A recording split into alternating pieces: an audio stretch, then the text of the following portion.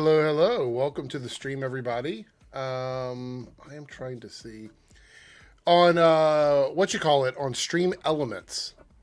I used to have it set up so people could tip through PayPal, and I wasn't using it for a while. But some people are saying they'd rather tip through PayPal. So let me PayPal's safer. So let me see if I can get that set up for today.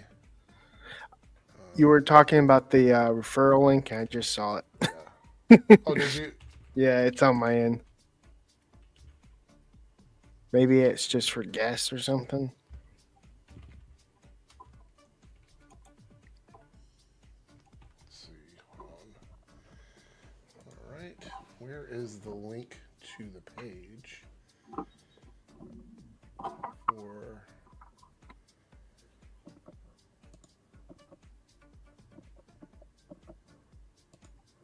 There it is. All right. Copy it. So I believe this will work. Let me see if this works. This may or may not work as a hyperlink. I don't know.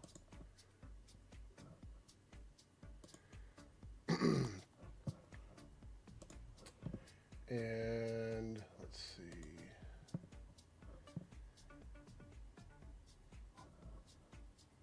All right. Okay. I think it's all set up. Anyway, that's for people that want to use PayPal instead of Super Chats. I won't be able to pull the chat up on the screen like I do with Super Chats because it doesn't work like that. But I should be able to see it in my dashboard for Stream Elements.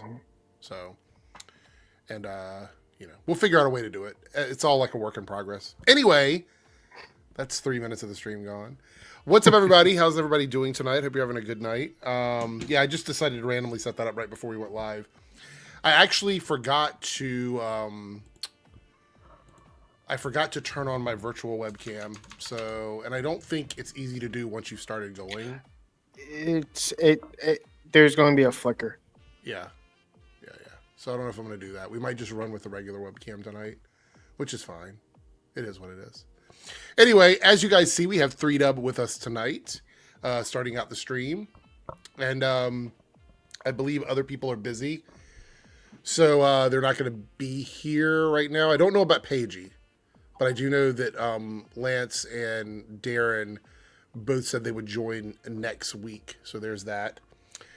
As you guys can see, if you're on the Reloaded page, we do have a tip goal. If you're watching from the Debunks page, you can come over here and contribute to the tip goal if you'd like. There's a poll with some options on it.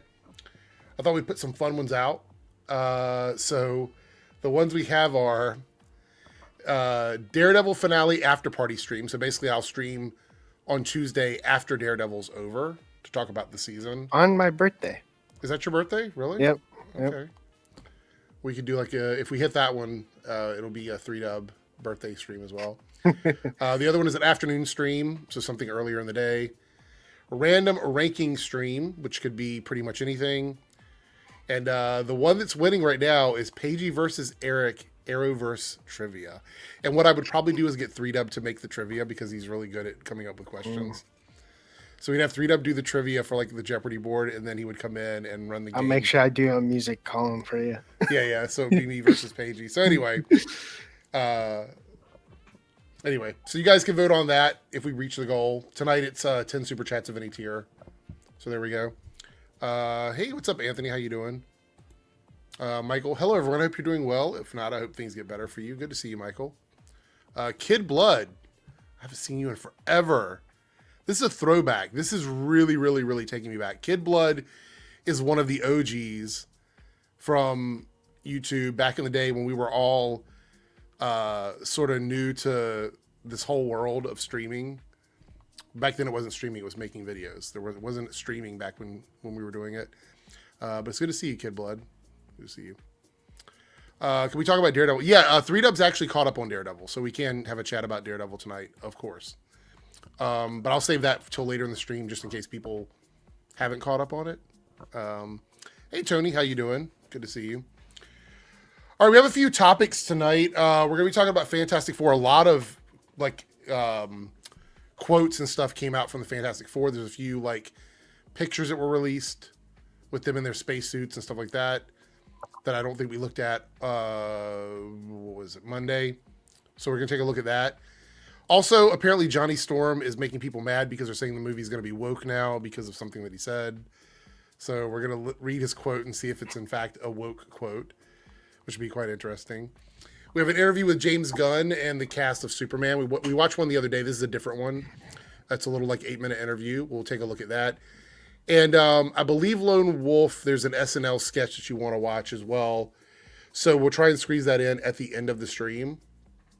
I will say SNL is a very risky thing to look at because I'm taking a risk at looking at it because I'll probably have to remove it anyway.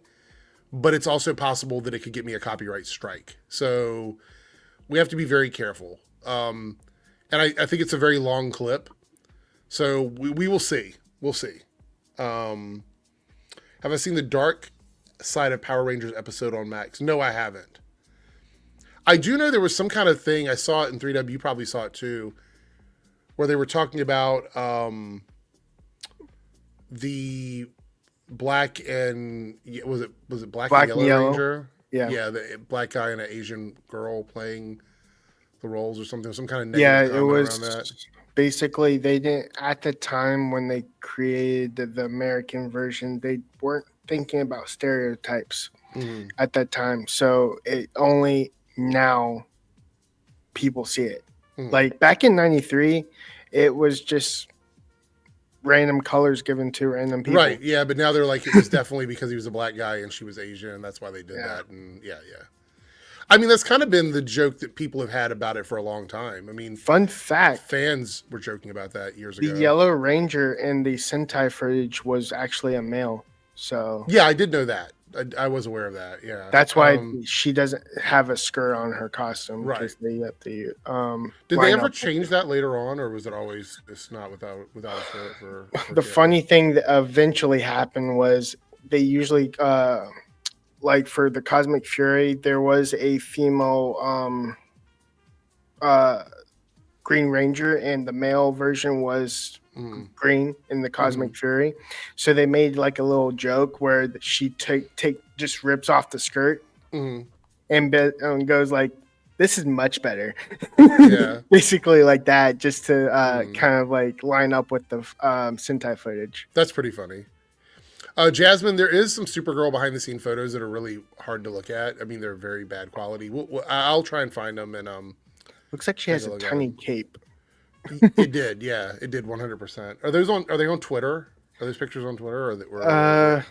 I saw them on Reddit. Twitter. I saw them on Reddit. I know I have it bookmarked on Reddit. So, Lone Wolf, don't worry about the comment about the Batman. We're going to talk about the Batman stuff as well. We're going to talk about that as well as the Grace Randolph clip. We got a lot of small things to talk about tonight, so we're going to get to all of them. But I want to start out. Let's watch the interview with James Gunn and the cast of Superman. Now, this was, I believe, this is Entertainment Tonight is where the interview's from. And I'm hoping it's going to be as good as the other one. We watched an interview on Monday that was a really good interview. And I hope this one is good too, because I'm really excited for this cast. I know so much drama surrounding this movie, but at the end of the day, I want the movie to do well. So anyway, let's go ahead and give this a listen. I'm really excited. I'm sure you guys are. You've worked so hard on this. I know it was a labor of love, and now we get to see a little bit more of it today.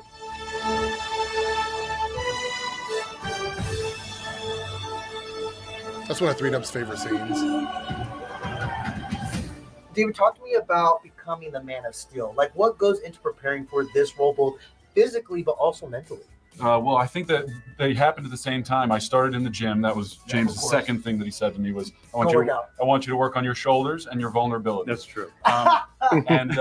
So about a month into my intense gym routine, I realized that I think I was preparing for the role mentally by spending every day several hours by myself lifting very heavy things. There's a certain solitude that comes in the gym, right?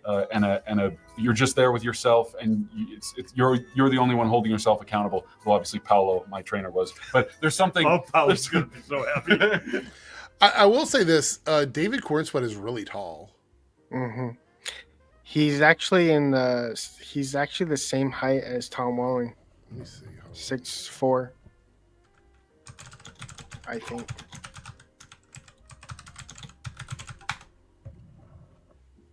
Let's see what it says here. Yeah, 6'4". He's a Okay. tall Superman. Yep. What was Henry Cavill's height? I wonder. I think it was 6'1". 6'1". Yeah. Yeah. Interesting. All right.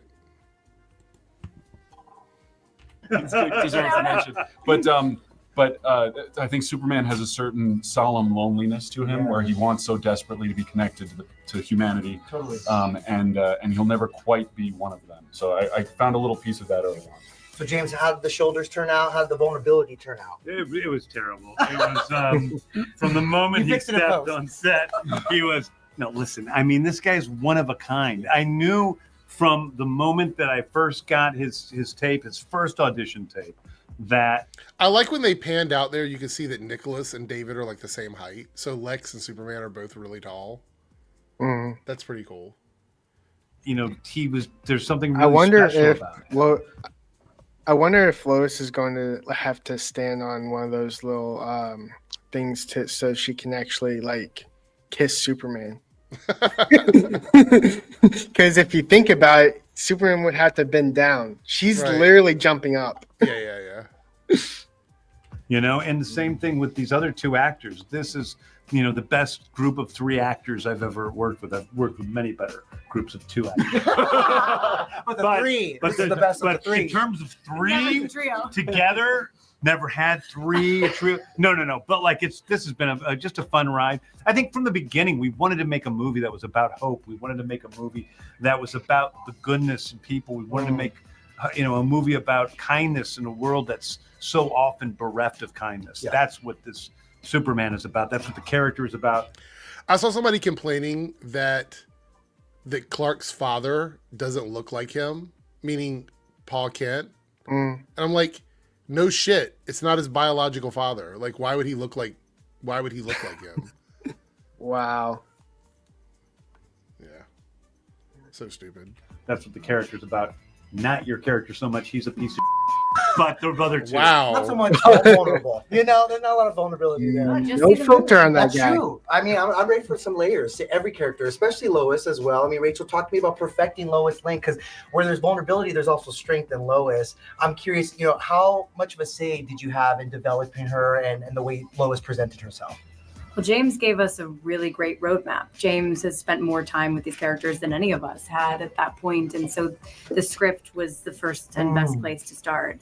And then from there, we had a lot of conversations just about where these characters, and for me, where Lois fit into the canon of the ones that came before, and, where this relationship fit into that canon too.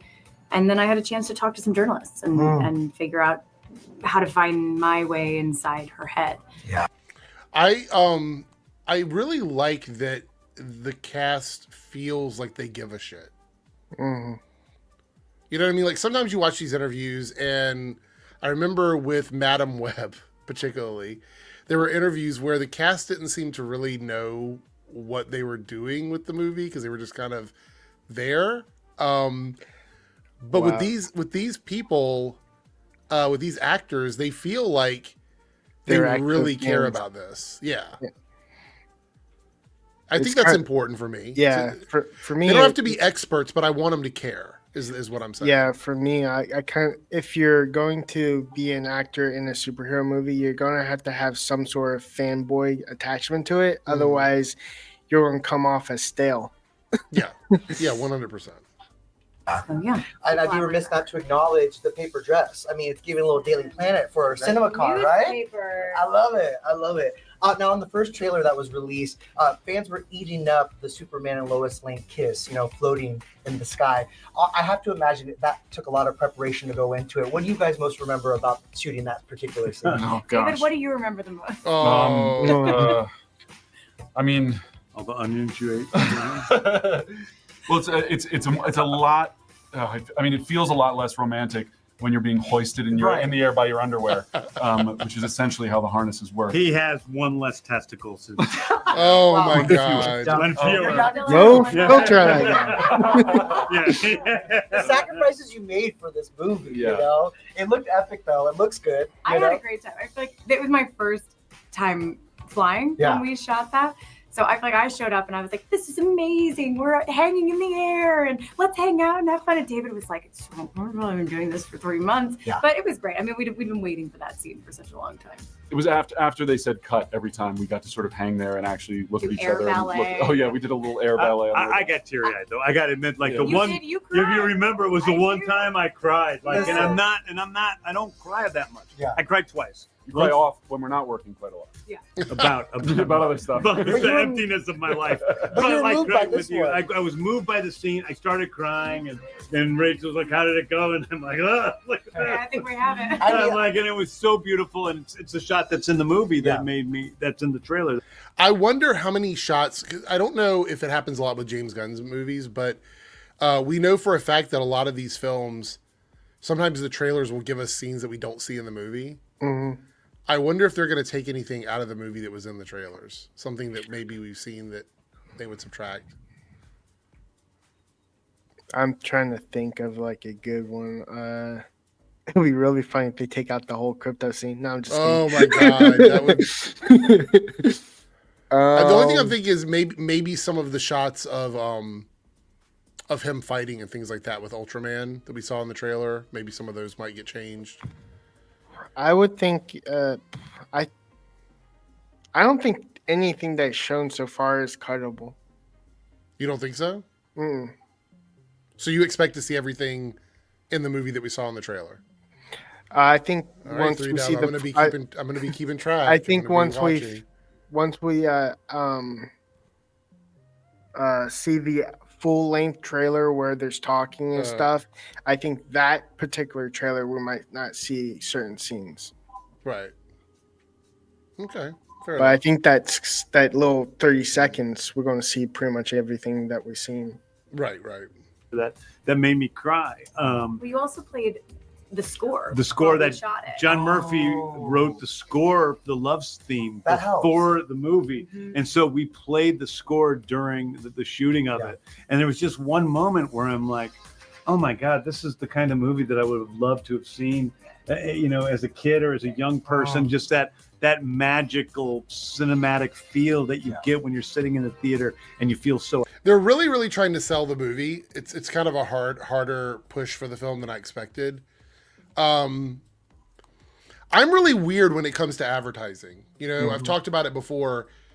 I think there's a certain level of selling that is bad for a movie because you try to sell it too hard. The Flash is a really good. It's the It's best, the best movie I've ever seen. Yeah. Excuse me. But yeah, like that. Like it feels like there's a point where, you make these movies and it just becomes a really hard sell. And right now, I'm not saying that James is being disingenuous. Like I get that part. Like he's probably being very honest about how he feels. But it feels like he's trying really hard, if that makes any sense. Yeah. The movie needs to do well. I mean, they're very aware that Superman has to be a massive success. It can't just break even. It has to be a massive success. This is the beginning of the new universe in cinema. Is everything to be a massive success has to be $1 billion, or is that No. just No, okay? I don't think it has to be $1 billion. Because I think it will do fine at 700 million. Yeah, I'm thinking like 750, 800 would be a good spot for the movie, especially coming in where it's at. But for me personally, I understand they really want this thing to do well, but they have to be very careful about the way they advertise it. Same thing with Marvel movies. I think sometimes they oversell a little bit. You want people to see the movie. You want them to go out and be excited for it, but at the same time, you don't want them to come in expecting it to be a 10 out of 10 movie. I think that's let them decide if it's a 10 out of 10. Don't tell them that it's a 10 out of 10, if that makes any sense. I'll be honest, I was shocked that Guardians 3 got $1 billion. So Yeah. I'll be shocked if this one got $1 billion. So happy and just start to love the people around you That's how more I than felt you watching the trailer. Honestly, that's that was good. just a little taste of it. Yeah. Nicholas, you shaved your head obviously for Lex Luthor. You also did it for Mad Max. I gotta say, bald is beautiful on you, man. It really, really is. This time around, your son cut your hair. Is that right? Oh yeah, he did. I gave him the clippers, and I was like, "How about it?" Please, you're like, I need to Oh mess my this God. up. So, yeah. He enjoyed Was it. he excited that he's like Wow. a small part of this now? Well, of you the know what? transformation, One I of should the most say? exciting things for me is like this is a movie I'm thrilled that he's going to be able to watch. And Yeah. like you were saying, there were magic. So that's a really important thing that he's saying right there, that his really young son can watch this movie.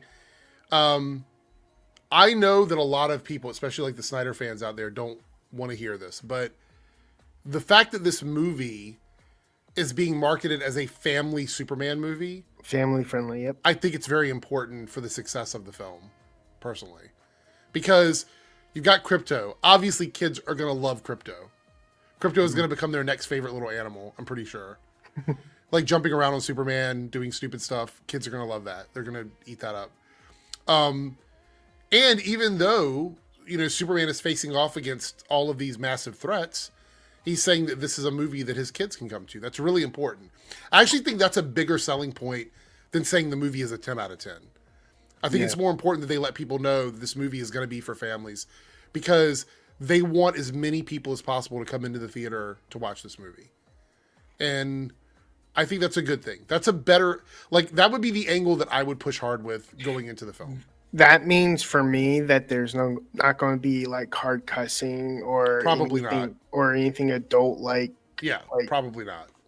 explicit scenes. Yeah, I would say it's probably a safe bet that this movie, So basically, no Tub and Lois scene. probably not. I think the most romance we're going to get is that kissing scene. Yeah. I think And that's the the most flying romance one, we're yeah. going to get. Yeah, probably. Well, that first one where she just rams herself into him. That's Yeah. probably the most romantic one, but Maybe. moments for me on set, seeing the imagery that James was inspired by from the comics and seeing those come to life on the screen.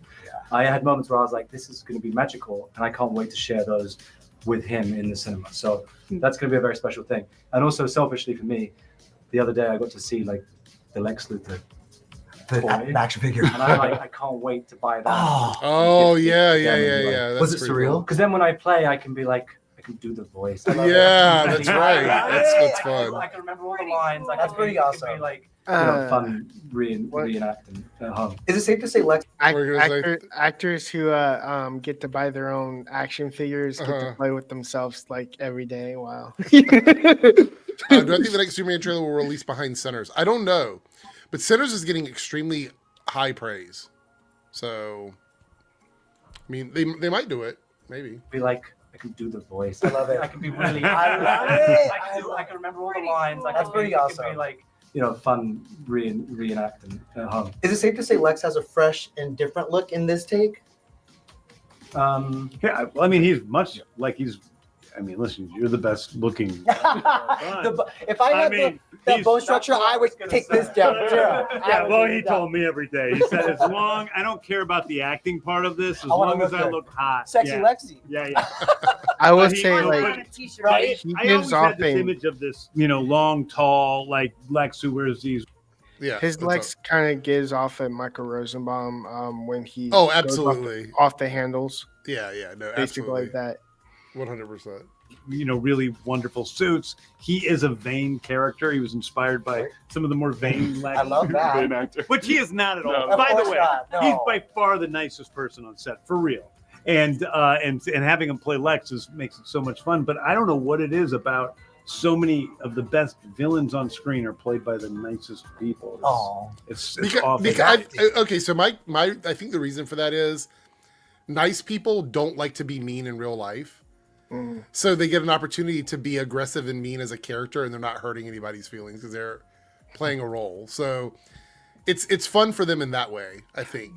But then there's also people that take it too far and stay in character throughout the Well, entire shooting. Yeah, if you're playing a villain, that's a problem for sure. Like with Jared Leto. Yeah.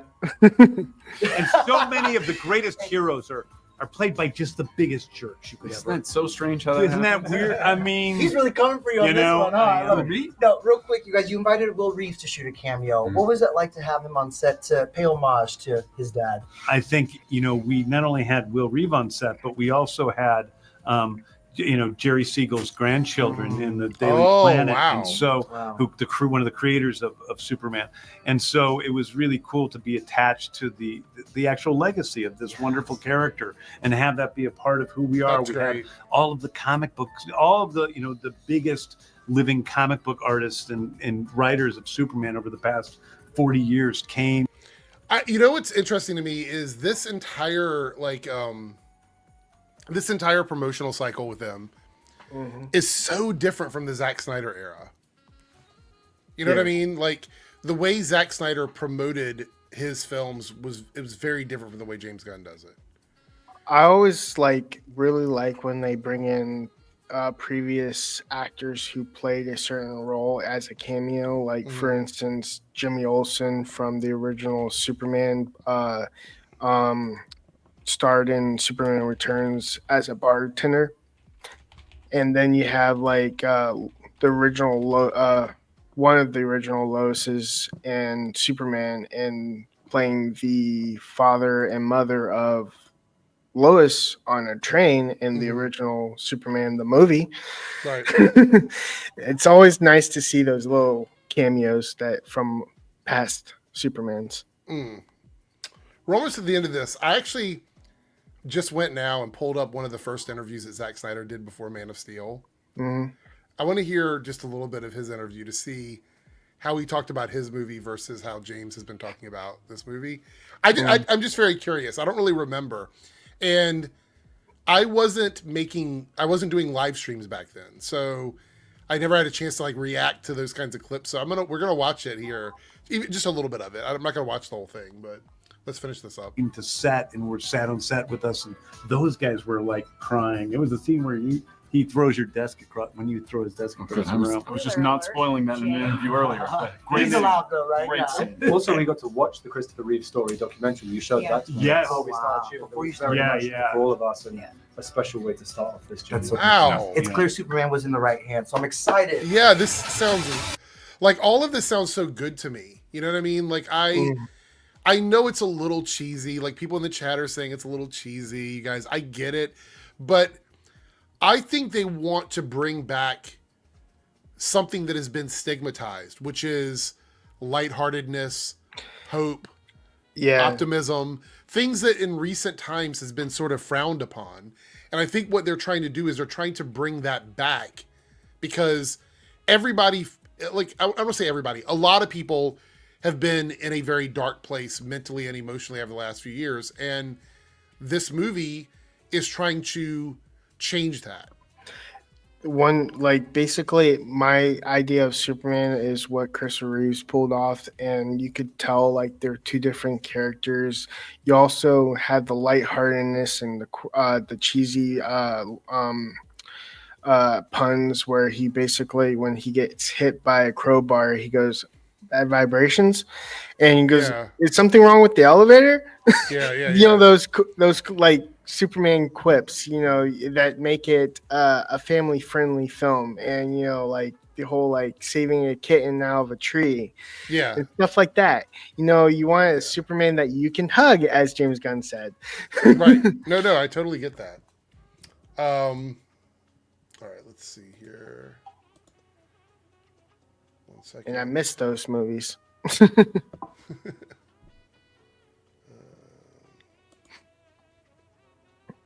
see.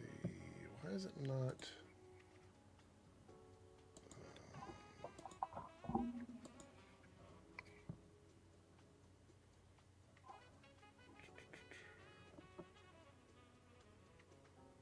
All right, dashboard. There we go. All right. Actually, let me go ahead. I'm gonna open it up over here. Let's go ahead and start this video. This is Zack Snyder talking about Man of Steel before the movie came out. So let's click on this for a moment. What was it about this script, about this take on the Man of Steel that really excited you? I guess I felt like Superman. Look, I'm a bit of a fan of the character anyway. So the opportunity, and I can't say that when the opportunity came, that I wasn't hesitant because of my sort of love of the character. But it was one of those things where I was like, gosh, if I don't do this, someone will. And then it's a weird. It's like reverse responsibility. It's like, dang it, it got me anyway. So yeah, there was that, and then I just knew that inside of Superman was the potential to kind of, be slightly transcendent as a superhero movie, talk to us about who we are as people and things of that nature. I know that sounds like heady, but I think that he being the sort of ultimate representation of the mythology of comic books in modern culture, that there's something in that, teaching us about ourselves a little bit. Well, I also think, for me, it's always been about the humanity, and that, is Superman. I mean, yes, he's strong and he saves people and all that, but the humanity in it. This is what I'm curious what he says to this, because that's the thing that probably I have the most criticism about his Superman, and a lot of people do. Yeah, I'm like, what he's saying doesn't resemble this movie at all. Well, I mean, I feel like so with Man of Steel, I've watched that movie hundreds of times at this point. With Man of Steel, they try to do this really bang up job of showing how down to earth Kal-El is, Clark is in that movie. So they do it with representations like working at a bar, or trying to save people, on the oil rig, and all of these things that he's doing that makes him feel like he's just an everyday guy doing stuff. But none of that really resonates. It doesn't actually connect in the right way, in my opinion. And that's not Henry Cavill's fault. I feel like it just, in the script, because Christopher Nolan was part of the script for this movie. I don't know if Christopher Nolan just didn't want to push it further, or if they thought it was too quirky to have Superman doing small saves. Everything had to be big. Wasn't like Christopher Nolan's other superhero project was the Dark Knight? Yeah, he was so doing basically the Batman movie. He basically wanted the same feel of gritty and. I mean, okay, so a good example, something that makes me laugh in the movie, and something that I'm rooting for because you want that validation, that immediate I don't know, karma, is when he ties the guy's truck around a light pole. Yeah, that gave me Smallville vibes right there. Yeah. Even though that there was Smallville actors in the movie too. I like that scene, but to be quite honest, that scene is out of character for Clark Kent. I can't see Clark, or at least any version of Clark that we've ever watched, being that petty about something.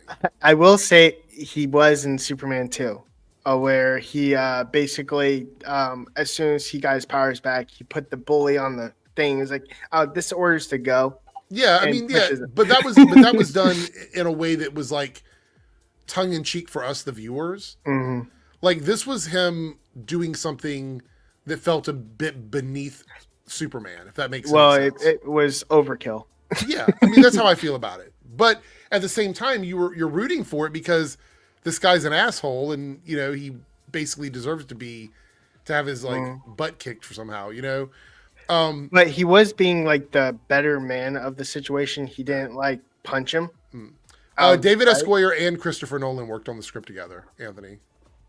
He didn't he didn't, or the screen. It was either the script or the screenplay. Let me double check. He didn't stoop to his level of pushing the guy, because I think that happened. He pushed him and then it didn't work, so he threw a beer on him.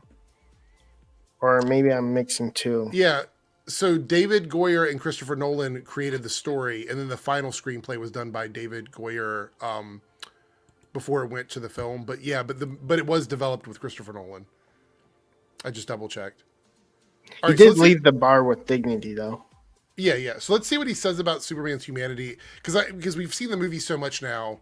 I want to see how much of this promotion for Man of Steel was honest about what they were doing. Yes, the scenes with his parents, with Diane Lane and Kevin, every time I think about it, I get teary-eyed. That to get the balance had to have been difficult, but you did it. It's difficult, but it's a fun challenge because having these actors to work with that are just amazing and care like they do about their specific responsibilities within the film is really a joy, because you get so much, all that comes through them, right? No matter what I say to them as far as what I ask him. Is he answering the question? What was the balance about?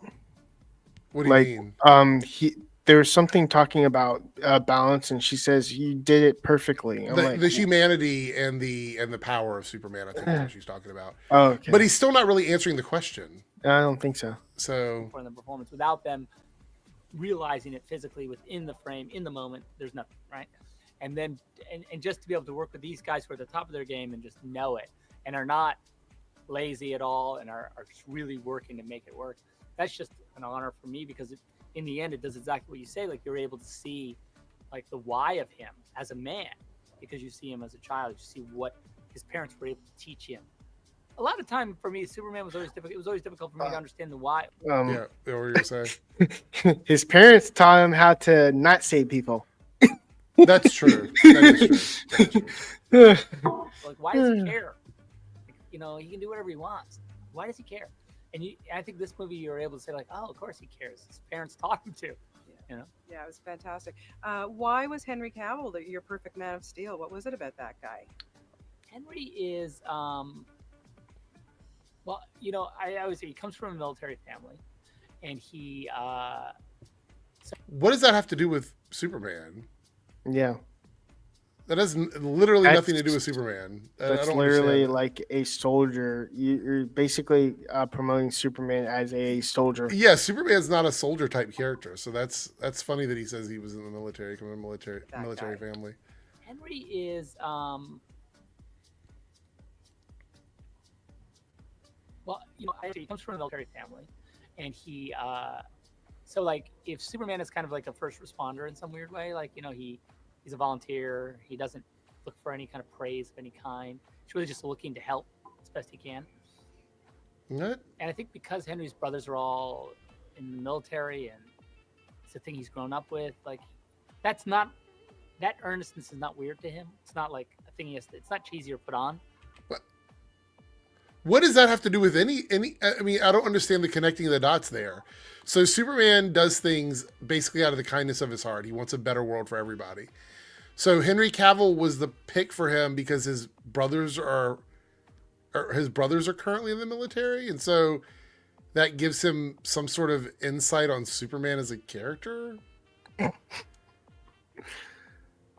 I don't understand. I mean, look, I can deal with some like googly gob, whatever, you know, hieroglyphic type stuff. That's fine, but I don't connect the dots on that one. That feels like a reach to me. I think it had more to do with his looks and stuff, which I agree with. I don't disagree with that. So embodied. Well, you have to be a certain height. If you're like 5'4", you're not going to be Superman. Yeah. Like, yeah, of course I am. Like, it's not like that's not. He has. I mean, yes, he's acting, but it's like that's not a thing he has to look deep for. And I think that's important. That's the essence of Superman in a lot of ways. And he looks pretty good too. He's not ugly. He's not ugly. Classically ugly. See, there's the looks. No. He's not that. Yeah, he's not that. And you took not some hard on the eyes. No, not hard on the eyes. I told Amy, my heart really bled for her in those scenes. Yeah, boo hoo. So horrible. Yeah. Oh, it's really hard being an actor. It's long hours. And you took a little bit of creative difference with the costume, and I thought it worked fantastic. But was there like, should we do the briefs? Shouldn't we do the briefs? Like, you know. Yeah, we went back and forth on the briefs a lot, and I, as a fan, I was in favor of the briefs. I was like in the brief camp. Oh. But I gotta say, even I couldn't make the briefs cool. Like I really tried. Like I finally went like, all right, fine, no briefs. Dang it. Yeah, she's pretty awesome, and you guys work together. Like, how do you do that? How do you make it work? You know, it's all. Look, she's an amazing woman, and I think that because we work together, it just makes our lives easy. All right, we're gonna stop there. I think that's pretty much it. I just wanted to hear what he had to say about some of the Superman stuff. Google says Dean Cain is 6 foot. Lance in the chat trolling or whatever. Well, Anthony, to be fair, I don't really keep up with all of the Zack Snyder stuff. I'm not a big Zack Snyder stan, so I don't go out looking for news about Zack Snyder. I just thought it'd be interesting to hear how he was pitching his movie versus how James has been doing. All right, we have a super chat. Our first super chat of the night from Naruto. Thank you, Naruto. $5 super chat. Yesterday, I watched a documentary on Netflix about the dark side of kid fluencing, and today I've been watching Black Mirror season 7. Guess I'm in a mood.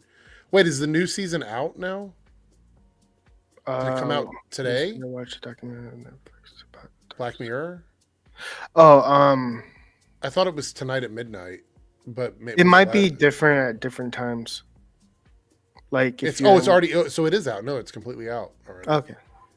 Okay, that's cool. I haven't had a chance to check it out, but I probably will. I like Black Mirror. I just feel like too many things in the real world feel like Black Mirror now. All right, hold on. Let's go here. All right. Let's talk about some fantastic. Actually, you know what? Let's do this first. I made a video about this today, and I'm gonna have to find the clip from Grace Randolph. A few people were talking about that. Let's see here. We'll pull it up on the screen now. So the video is out on my channel right now, if you guys hadn't seen it yet. But it says Batman Part 2 is eyeing to start filming in 2026 due to Robert Pattinson's involvement with Dune Messiah. Now, I made a video about this because I am a little annoyed at this movie taking time coming out. Not because I think this movie should be rushed out as an individual film, but because it's holding up the other Batman stuff from the DCU. That's the part that's annoying to me. Like, I don't care if this movie didn't come out for another 4 years. I don't think I would like care that much. But it is holding up another Batman film. This is the longest that I've seen recently that the amount of time between the first one and the second one. This is like ridiculously long. Because the first one came out in 2022. It's already in 2025, and it's not coming out till like 2028 by this point. The longest pause. Trying to see here. This is how people become not interested, or they're well, I mean, to be fair, to give a little bit of like grace to these guys is, you know, the other movie came out in what, 2022? Mm-hmm. So like 6 years between films. I don't think that's the biggest problem. I think the issue, well, okay, so the Penguin coming out and then saying this movie was going to follow up to the Penguin almost immediately, and then this movie didn't even have a script at that point. That was kind of an issue for me. I felt like they should have waited. Like, I understand they wanted to get the Penguin out, but I feel like they should have waited. Yeah, if they wanted it to be like, people are not going to, I would say, like, if people will forget that the Penguin was tied to it. Also, they won't refresh their, like, basically they won't watch it again. A lot of people won't watch it again, so they're going to miss something if it's directly tied to it. So, like, if there's like no flashback in the movie, people are not going to get why it's tied to it. I feel like this movie's delay is holding the other Batman movie hostage. Mm-hmm. And also the fact that James Gunn said that he likes Elseworlds and this is an Elseworlds, and he's literally delaying the process of two Batmans at the same time, makes me think like there's supposed to be not two Batmans at the same time. Right. You're basically contradicting yourself. Yeah. So the issue is that several people commented I guess they were upset with me because I was talking specifically about Robert Pattinson's delaying of the movie. Mm-hmm. But there were several people that were mad at me because they were like thinking that I was upset the movie wasn't being rushed, even if Matt Reeves is sick. Right now, there was a clip here. We're gonna watch this clip from Grace Randolph, and this clip is what's got a lot of people, I guess, upset with any criticism. Look, I'm going to say this. I'm not going to apologize for criticizing the release schedule for the Batman 2. Yeah. I'm not going to apologize for that. I know that's going to make some people upset. I'm not saying that someone being sick or having health issues should they should be forced to do the work. But I think there's a logistical issue with the way James Gunn is handling this. If this is getting delayed, just work on the other Batman movie. Mm-hmm. That's what I'm saying. I'm not saying that Matt Reeves should be forced, if he is in fact dealing with some sort of health issue, to rush out this movie, or that that's something that has to happen. Makes us wonder why is James Gunn waiting on this one first? Why not use the other Batman? That's the issue. It's holding the other movie hostage, and it's a byproduct of some weird release thing that they're dealing with. Let's listen to what Grace Randolph says here. And by the way, I want to point out this is Grace Randolph, so I'm not saying that she's lying about something or whatever, but there's been no official statement. There's been no official statement from Matt Reeves about this, as far as I know. So it's just hearsay at this point. Mm-hmm. No, and if you knew what Matt Reeves was dealing with, you would just leave them alone, as I'm going to do. I mean, it's not a Chadwick Boseman situation, but it's close. And I hope it doesn't turn into that. You should leave Matt Reeves alone. Let's see. Right. And I don't have an issue with that. I'm not going to personally go after Matt Reeves. I'm not going to be like, fuck him. The movie needs to get done. Hurry up and get the script done, whatever. That's not my stance on this. Is her Chadwick Boseman comment about him dying? Yes. Wow.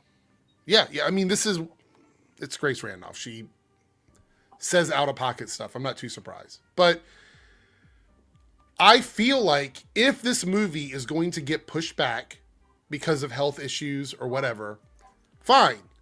We accept that. We move on. Okay? I personally do not have an issue with that. However, get the other Batman movie done. Mm-hmm. Get some writers together. Get a director. Start casting some people. Let's get the other Batman movie going. Because while we're waiting for this one, which is an Elseworlds project, we could be working on the main Batman film for the main continuity. Yeah. I don't understand why we have to wait for this one. Yeah, it also brings into question, like, is this what happened with Superman and Lois? Is this why he was forced to end? Is because the fact that there's a logistics problem with having two Supermans at the same time? Yeah. Yeah. You can't have an Elseworlds project when you're also doing your own continuity DCU. Yeah. Quinlan says, well, I get he has health issues. What's important to take care of? She shouldn't have said it, but I don't like her ass no way. So she has a fan base I will never understand. Yeah, that's what a lot of people are reacting the same way. So Maddie here says, I think the issue is he doesn't want it coexisting Batman films at the same time, especially when they probably have very different tones and age ratings. But Maddie, see, this is where my issue is. I fundamentally disagree with this because there's no reason that fans of the DCU should not get Batman and Batman related movies because Matt Reeves' film is being delayed. And also that's my take on it. I honestly don't think that DC fans would confuse the two. Yeah. They would know they're two different Batmans. Mm-hmm. And also two different actors. I don't think people are that like oblivious to it. So yeah, it's let's see. So I Lance, you're supposed to be in bed. What are you doing? Still awake up here. We've had so much Batman. Look, I'm the first one to be like we've had Batman overkill. I would be the first one to say that. Except my concern about Batman overkill is samey. It's all dark, street level, violent, bad language, using guns, all this stuff. I want a more comic booky Batman like the animated stuff was doing. Like that type of Batman. One that isn't so edgelord. Which is what the Robert Pattinson Batman is. I want something different. So that's what I'm asking for. We've had a lot of same Batman stuff. A lot of clones of the Dark Knight trilogy. I want to see something completely different. I don't mind multiple Batman projects if they feel like they have a unique voice. That's just my opinion about it. But here's the thing.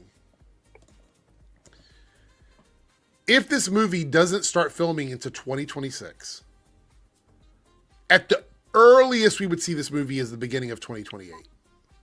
Maybe Christmas of 2027. That would be the earliest we would see this movie. I could even see, if the reports are accurate about Matt Reeves having like crises or whatever, that they push it back another year. So we might not see this movie until 2029, maybe 2030. I'm going to be 40 when this comes out. So my thing is, at that point, we are halfway through the new DCU, and we would have had no Batman-related movies. I personally, as much as I think there's so much Batman out there, I think that's a problem. Because if we're not getting Batman stuff, what are we going to be getting? We're going to be getting Superman, Supergirl, Green Lantern TV show, Sergeant Rock, Clayface, who knows what other random like C-list, D-list character films we're going to get with like a reduced budget.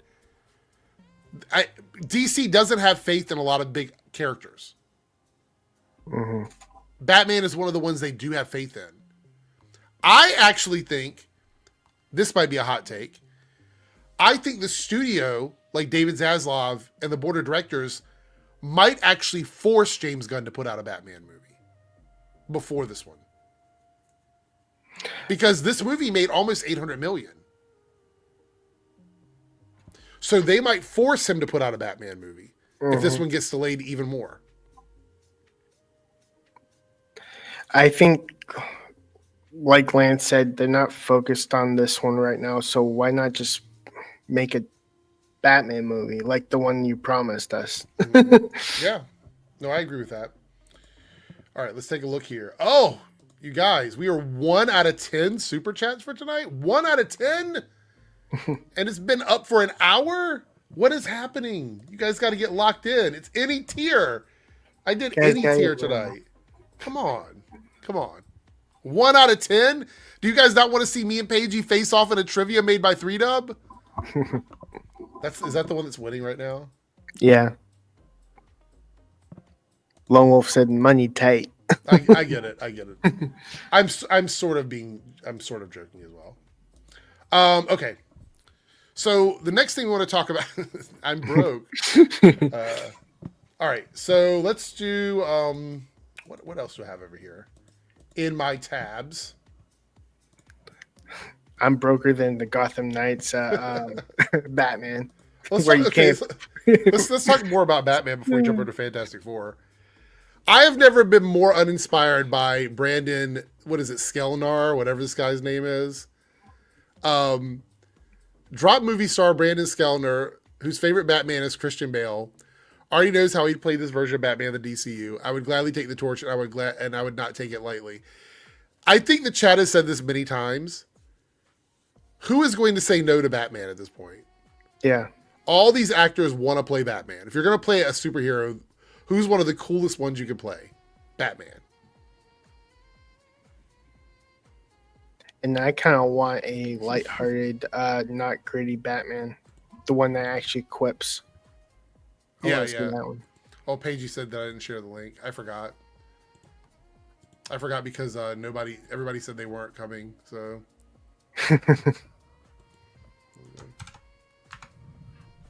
see if he jumps on. This is I couldn't imagine a more uninspired guy to play Bruce Wayne in Batman. Like if we're talking about someone that I would get excited for, it would be Alan Ritchson. Like if they came out and said that was going to be Batman, I'd be like, okay, yeah, I'm on board. You can literally pay him for free. He said he would do it for free. I just don't see this guy as Bruce. He doesn't look like Bruce Wayne to me. What? Which one? This That guy right here. Yeah. Ah. Does he look like Bruce Wayne to you? Nope. I'll tell you what's funny is, you know the one from Titans? He doesn't even look a lick of sense like Batman. That's true. That's true. This just is like reverse. generic white guy. Alan needs to dye his hair first, maybe. I mean, that's what actors do. Or they shave their head, like Luthor. Yep. Yeah, I don't care about this guy as Batman. Look, I know everybody wants to be Batman, so him saying he wants to be Batman is not some I'm Batman. big new thing or whatever. All right. Let's see, what do we got here? All right, so let's talk some Fantastic Four news. All right. Pedro Pascal says it was intimidating to bring Reed Richards to life in the Fantastic Four: The First Steps because he wants to make people happy with his adaptation. He's been very criticized for this role. A lot of people don't like Pedro Pascal being Reed Richards. They said he's in too much stuff. So there's that. I think Pagey says he doesn't like Pedro Pascal as Reed Richards. Do I not? Well, you said that. Do I not? Yeah. Well, are you on your phone? Is that a yes or no answer? I mean, it sounds like you're at the beach. Yeah, I'm near the beach. You can hear it. Just very, very faintly. But wait a minute. It's not even summer. It's wintertime for you, isn't it? Sort of, but not really at the same time. It's like, maybe? Like, question mark? No, it's like, what is it? It's autumn. Yeah, but it's not warm, right? I know, it's about to rain. Oh, God. Oh, we got a new guest has arrived. Darren is here. Hello. That's shocking. I didn't think we were going to see you tonight. Me neither. What are we looking at? What is Paigey showing us? At a table. Oh, that's a video. I thought it was a picture. I thought you were just like sharing a picture of something.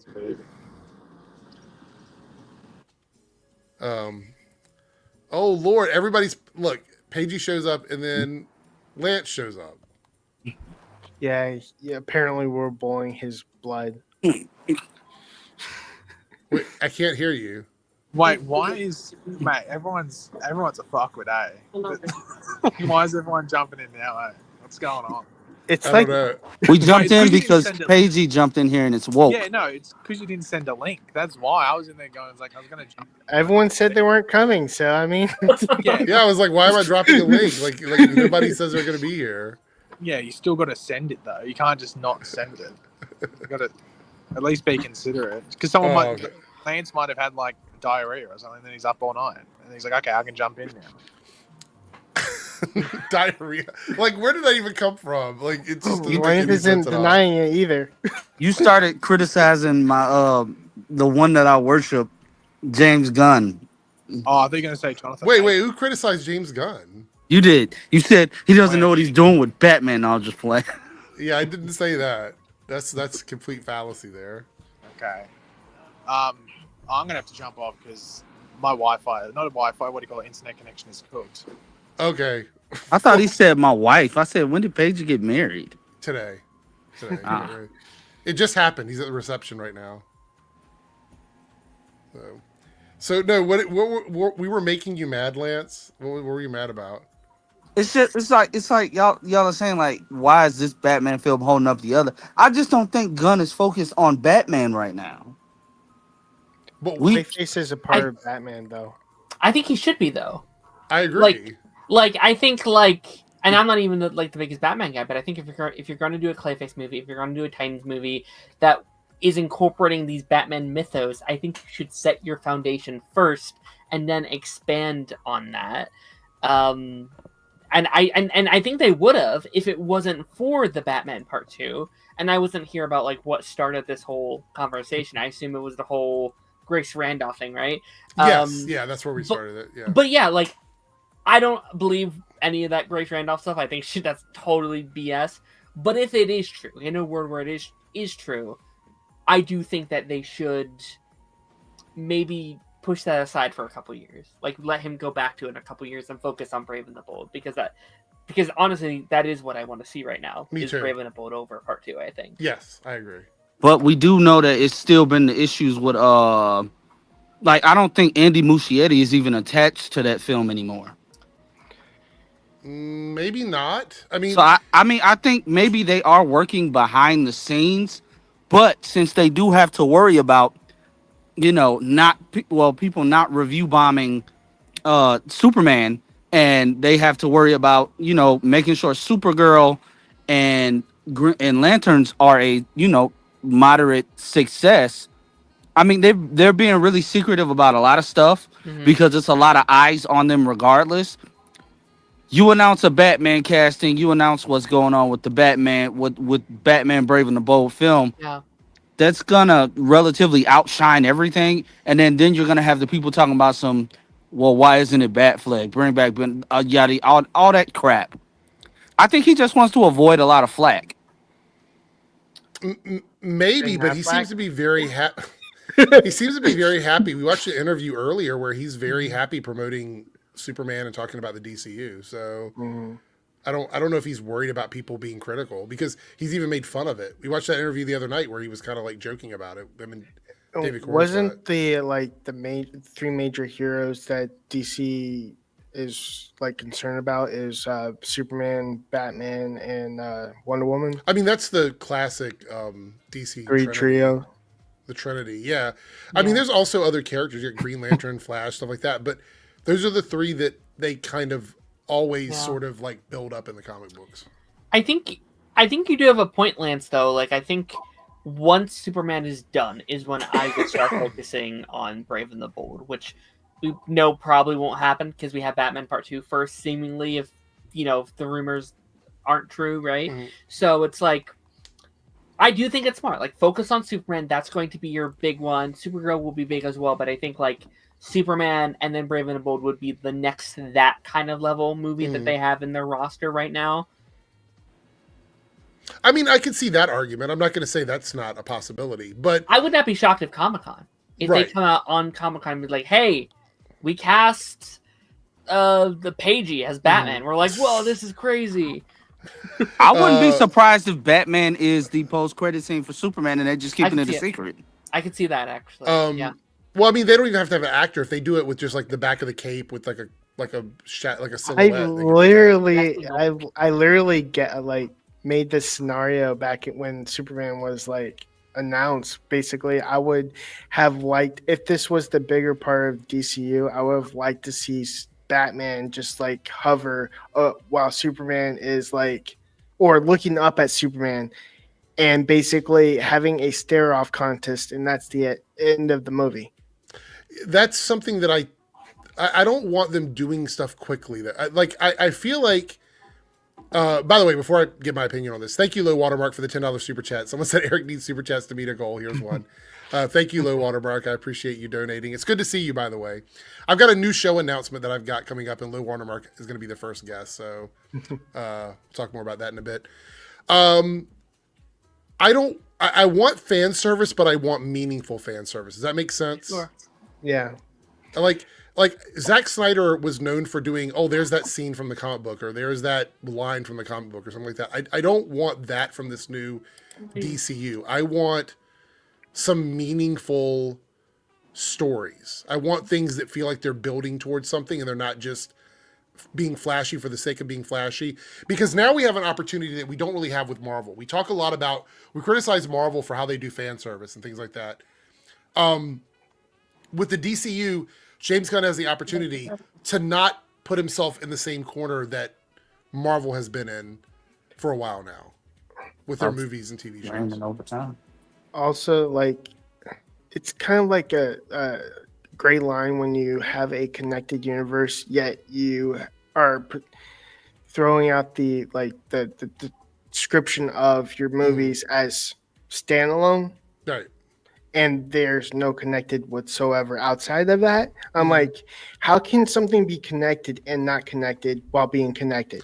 Yeah, we don't know yet. Like honestly, we the won't even same know way till the same way that majority of the MCU is connected, but it doesn't always have to have. You don't always have to have somebody appear in somebody else's film. There's still a sliver of connectivity throughout them. Like there's, and it's still going to be a stuff. sliver of connectivity throughout but these films. They're making it sound like there is none of that. There's no mention of the next movie. There's no like hint at the next movie. It's just like shut off at the end. Because they're not trying to copy the MCU. Well, I mean, like for me, for a connective universe, you're gonna have to like have kind of like the Arrowverse, for example, where they have some sort of connected storyline that makes them want to be in a team movie. Like Superman's not gonna know Batman until Batman shows himself. I mean, unless they mention Batman by name. Yeah, if they mention Batman by name, then I don't have a problem with them. But that's what I mean. Like, we don't know yet how this is going to look until we see Superman, because Creature Commandos didn't really do much for that. You know, it wasn't broad. It was a very narrow, controlled story, whereas Superman feels like it's going to reach out further. I don't know how they're going to connect these films, and once I see that, how they're going to connect it, then I'll go along with it. But right now that we have not seen any, right? You want it to feel more connected, like the MCU, is what you're saying. Well, no, it's more like I need to figure out. They need to show me what their version of connectivity is. Otherwise, I don't see it. Lance is saying that he believes it's going to be the same as the MCU, right? Like people are going to be doing their own thing. Yeah. I'm like, they don't want to go in and try to be MCU 2.0 because that's what messed up the DC. I don't want them to be MCU 2.0. That's the thing. I want it to feel different. I feel like trying to copy Phase 1 and Phase 2 of Marvel is a bad thing. They shouldn't be doing that. Because they need to be doing their own thing. Because honestly, they've already disproven 3Dub's theory, because you got to think about it. Who's the one person that's showing up in Peacemaker, Creature Commandos, and Superman? Grillo. Yeah. The same character across, following the same storyline, plus the through lines with Amanda Waller. I mean, I've said it for like a year now. Like, I think this is going to feel way more like the Arrowverse than it is the MCU. Like, I think that's going to be the formula where it's like the Arrowverse is very standalone. You can watch each individual season without really watching any of the other show. They are their own journeys, but you have crossovers, but you have your connecting tissues. You have your special events where you can cross over. You don't have to watch those crossover events. You can, like, for the most part, you can skip those events and go on to the main story. And I think that's what he wants these to be. He wants there to be, like, all of these individual journeys you can go on and not have to watch everything to stay a part of the overall narrative. And my challenge is I need to see how that looks, because 100%. Yeah. He's saying it's going to feel more like Star Wars than Marvel. Whereas if you think about Star Wars, you can watch one Star Wars show and not watch any of the other Star Wars shows. You can just ignore them. But with Marvel, everything sort of, it's not woven together, but it overlaps from time to time. It's a TV show. You have to watch each edition of right. How I saw, like, the Phase 1, for example, they showed, like, Iron Man as, you know, like, they gave him a solo film.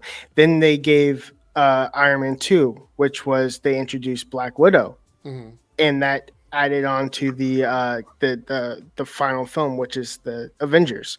Then you have Thor and Captain America, and you kind of get those solo films. And then you lead into the big film, which is Avengers. You also have the Loki, like, progression of how he becomes the main villain of, you know, like, Avengers. So there is some sort of that connectivity, but also you gotta, like, for me, connecting like Frank Grillo and Amanda Waller from like an old universe isn't exciting to me. Like, if you really want something to mention Batman, mention Wonder Woman, mention Themyscira. Those mentions make me excited. Right. Well, I think the problem is that we are basing this entire discussion on not knowing what it's going to be. So everybody has what they want from this, and we got Superman is right around the corner. Once that movie comes out, I think we will have a discussion to make on what the connectivity looks like moving forward based on that movie. So let's kind of hang a hat on that, and we will revisit that once we see Superman, because I think that'll be important to Lance is here under another.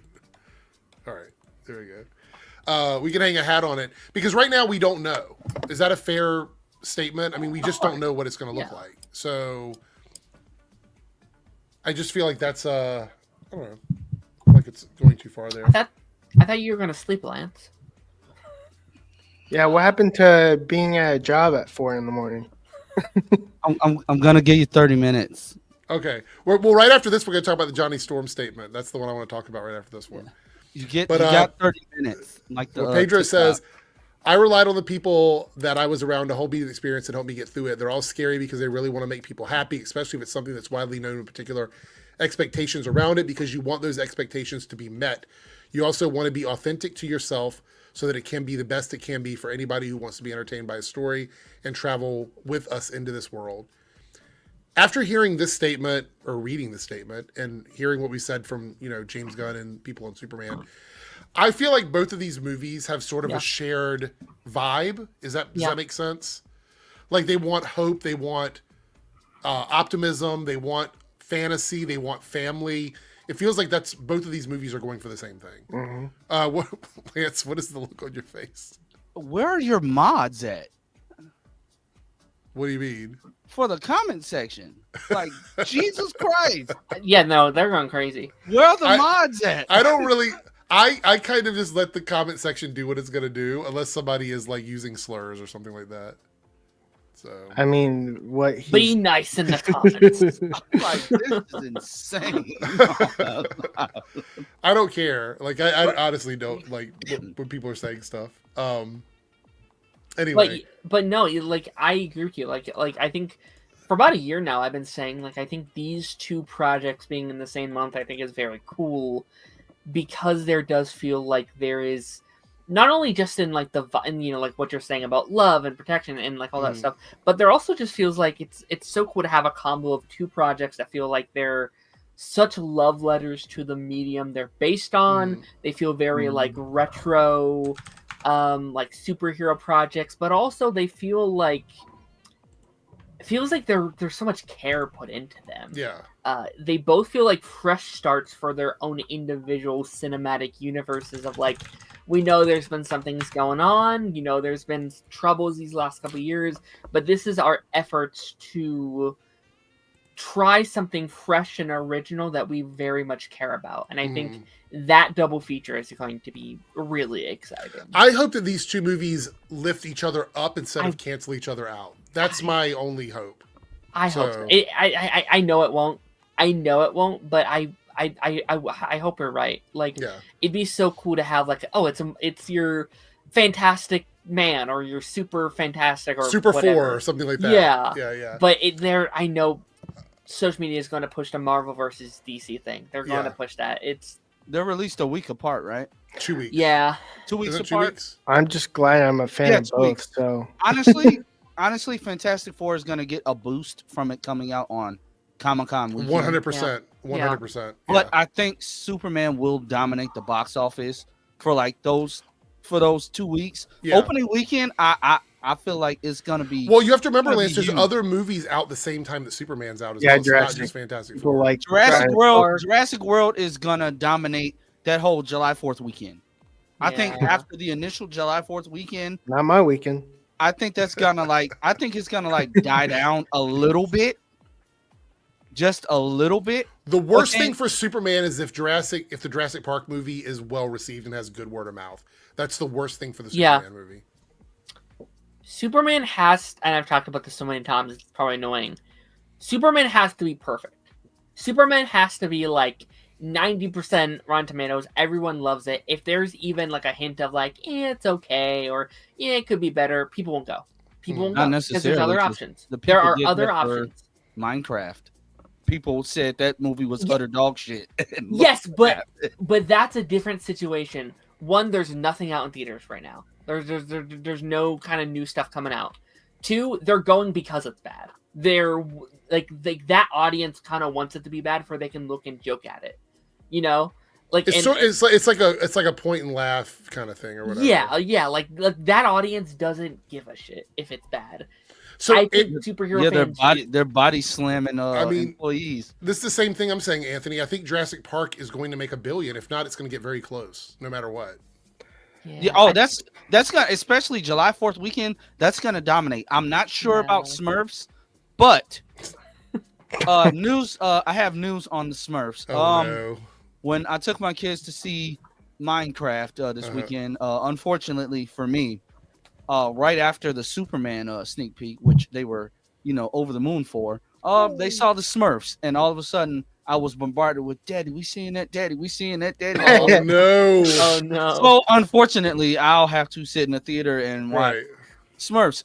It looks bad on like visually. It looks bad on the big screen. Like it looks worse than it does like when you watch it on YouTube. Yeah, you're giving me a reason to not have kids, Lance. It looks bad. Like the visual effects on like how they designed the Smurfs this time around. They look. It looks like they went like the cell shader route. It looks bad on the big screen. Yeah. I don't have high hopes for that movie. I think it looks very like I don't want to say cheap. I would say it looks very underwhelming. Is probably the word I would use. It looks very underwhelming to me. I think the first one was done like way better than that one.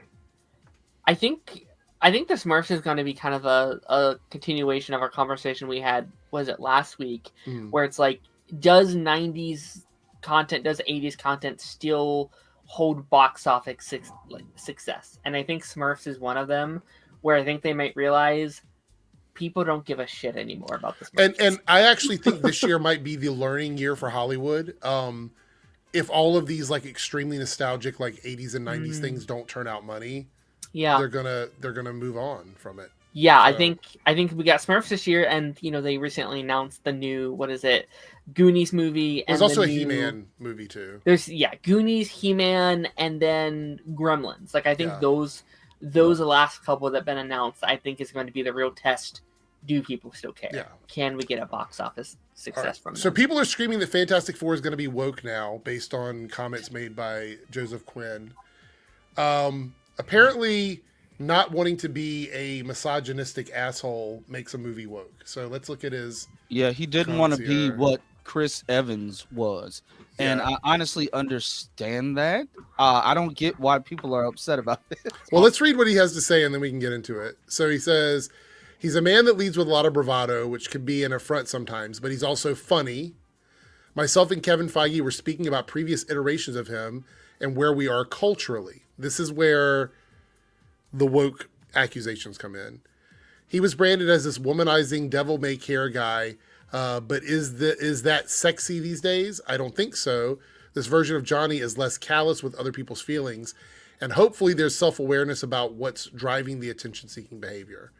So it sounds to me like this is a character that does have some of those tendencies, but is aware of those tendencies. And so they're going to address that in the film. And that, interesting. I think that's an interesting perspective. Yeah.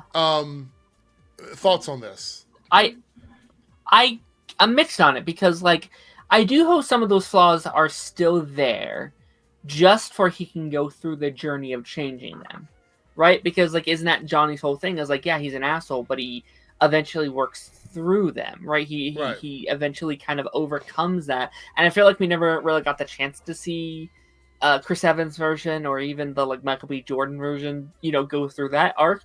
But like when you're in the MCU, he's gonna be doing this for the next 10 years. He's going to have a long journey of self-discovery. So as long as he still has flaws, as long as he still has things to work through, this is something like the Avatar show kind of stumbled with, I think, where they changed Sokka so much that they got rid of his arcs, where it's like, oh, you fixed it from day one, so where does he grow from, kind of thing. Like as long as we can avoid that, I'm okay with this.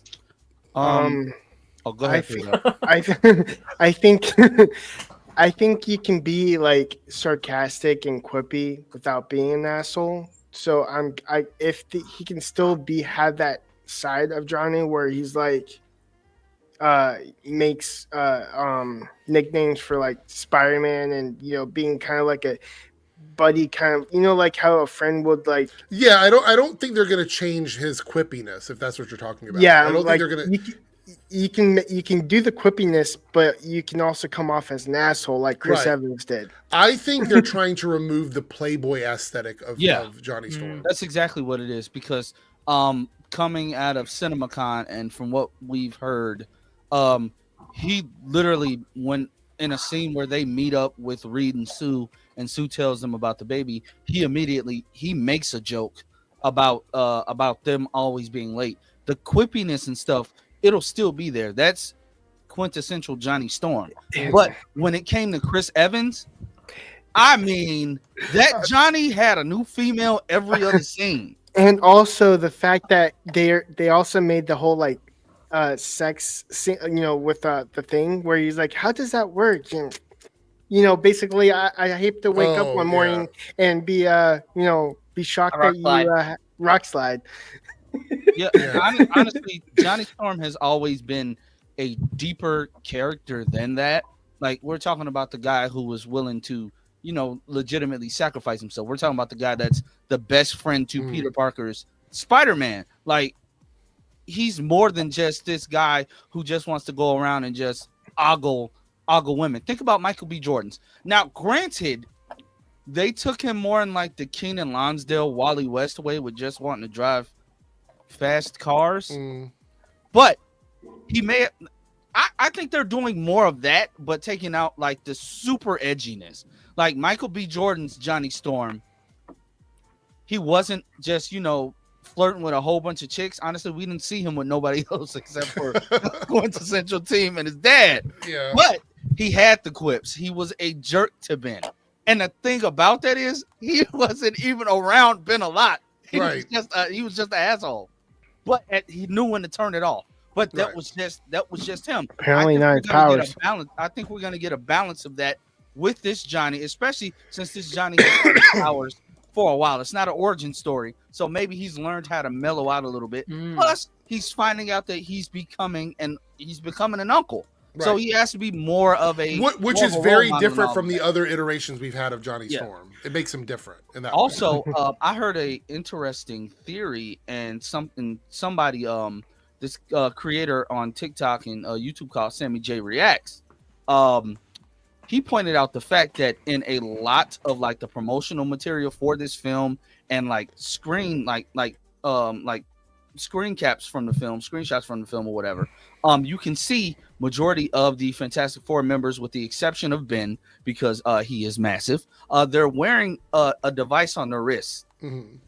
In almost every shot, they're wearing a device on their wrist, and it kind of mimics what the Avengers used in Avengers Endgame to use the pin particles to go from timeline to timeline to timeline. Right. Why else would they be wearing these? Because when they initially went to outer space to have their, initial accident, maybe they aren't from this Earth. Maybe they aren't from this Earth. Maybe this is the reason why Galactus is coming to this Earth. Maybe they got stuck there. I've always said this, like, the only reason for Galactus to destroy your world is to like cross universes, and that's the only thing that would piss him off. For him to be like, I'm coming for you. What, be crossing over from one? Yeah, messing with time and crossing universes. Stuff that shouldn't happen. I think So one of the things I noticed with like the negative content creators on YouTube, the assholes, the bullies, whatever you want to call them, chuds, is they kind of just wait around for one comment. Yep. And then they just sort of take that comment and turn it into the entire narrative, because there were several statements made over the last couple of weeks from the actors involved with the film. This is the first one where they mentioned like a cultural difference in Johnny Storm because they wanted to do something new with him. Mm-hmm. I'll say this: I didn't want him to come in and just copy Chris Evans or Michael B. Jordan. I didn't want him to come in and be a copy of those two characters. I wanted him to be his own unique character. There's a third one, by the way. We just can't remember his name. The one from the 90s. Yeah. And I think this stupid knee-jerk reaction when an actor says something leads to these hate campaigns against movies and TV shows, and it's really weird to me. I mean, this movie was going to get it from the jump, right? Like, you have the whole Pedro Pascal thing that people hated. You had the whole thing of Sue being like the lead of the movie. Mm-hmm. Like, this movie's going to get attacked by that group of people anyway. And they also, there's apparently some scooper out there saying there's reshoots going on, which, okay. I mean, even if there is, what difference does it make? Like, reshoots are common. Like, they're not uncommon. I mean, it doesn't make sense in the time frame that it's supposed to come out like in a few months too. I saw a post, let me try and find it really quick, where they said it wasn't even really reshoots. It's just like it was just like a lighting shot or something that they're trying to read. Like, it's guys. What? Your favorite your favorite MCU hater has chimed in. Oh God, which one? There's a lot of them. The one who posed naked and got fired. I'm sharing it with you. Okay. Wait, don't share his naked stuff. Now hold on. I was kidding. Where did you share it? I shared it in here. I shared my screen. All right, hold on. Let me click over here.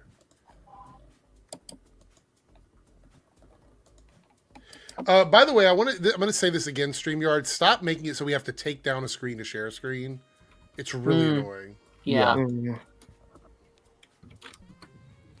Yeah. Because where was Namor softened? He literally tried to kill 2 teenage girls. Yeah. And then killed the queen. And then came back to try to kill her again. Where was he soft? Like, this dude is insane. He is full on MCU haterade at this point. Like, he's all in on it. Keep in mind that he's also still dealing with accusations of like bullshit on set, which we don't know if any of that's true. But when you come through and try to defend characters being womanizers and sexist characters, it's just a little weird. It's like he doesn't want to work again, right? Yeah. Like, I feel like after everything, he could have come back in a couple years. Like, after things had calmed down. Like, he could have made his way back around if nothing else had come out, right? Yeah. No one's going to want to work with him now. Well, you know what? Okay, I'm going to put this out there into the world. I'm going to say this, and this has been my thought process whenever something like this happens. If someone is actually not guilty of doing these awful things, their behavior doesn't change after being accused of something awful. Like, if I'm a good person, say for example, I didn't do anything wrong. Somebody out there accuses me of being an asshole.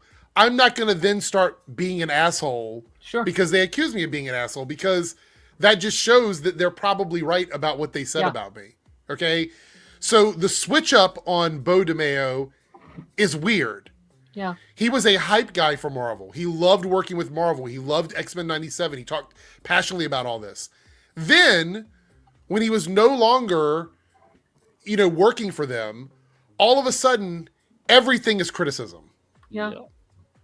He 180'd his whole, So But 3Dub, the reason why I think he doesn't care is because there is truth to what's being said about him, and he knows that he would never work anymore anyway because all of that stuff is probably available for people that were going to hire him. For example, Marvel may not tell the public, but if he goes to get a job somewhere else and they look up his references, they're going to pick up the phone and go, yeah, hey, Marvel, we got Bo DeMeo here. He wants to do this film with us. You got anything? Is he a good guy, whatever? They're going to tell him the truth. They're not going to tell us, but they're going to tell the person that's trying to hire him. Yeah. So I feel like he knows that. I think his career is over because he did do the stuff that they're accusing him of. Yeah. And it's so strange because, again, I don't know how much involvement he had in everything, but, like, X-Men is the opposite of this kind of behavior. X-Men is, like, the pinnacle of, like, inclusion and diversity and, you know, having a bright future and, like, all these things. And it's so strange to me. Are people going to complain that X-Men is woke when we know? Oh, we've already gone here, bro. I mean, they were doing it to X-Men 97 when this guy was in charge of it. Yeah. And now that he is like buddying up with them, they're no longer talking shit about X-Men 97. I think it's a ploy. I really do. Like, I don't think this is how he really feels. He was the creator / showrunner for X-Men 97. Also, when season 2 comes out, they're going to attack it because now he's not attached to it. And he's already been on streams with these guys, which means he will probably jump on stream with them to hate on whatever X-Men 97 season 2 is. Even if it's good. With who? Like Nerdrotic and all these guys. He's been on streams with them. Yeah. That's crazy. Wow.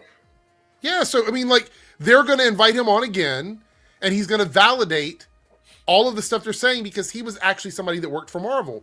But you will notice that the only people that go on stream with those guys are the ones that have been accused of doing bad shit. They're the only ones. Rock bottom people. Yeah. They have nothing left. This is why Gina Carano went on streams with them.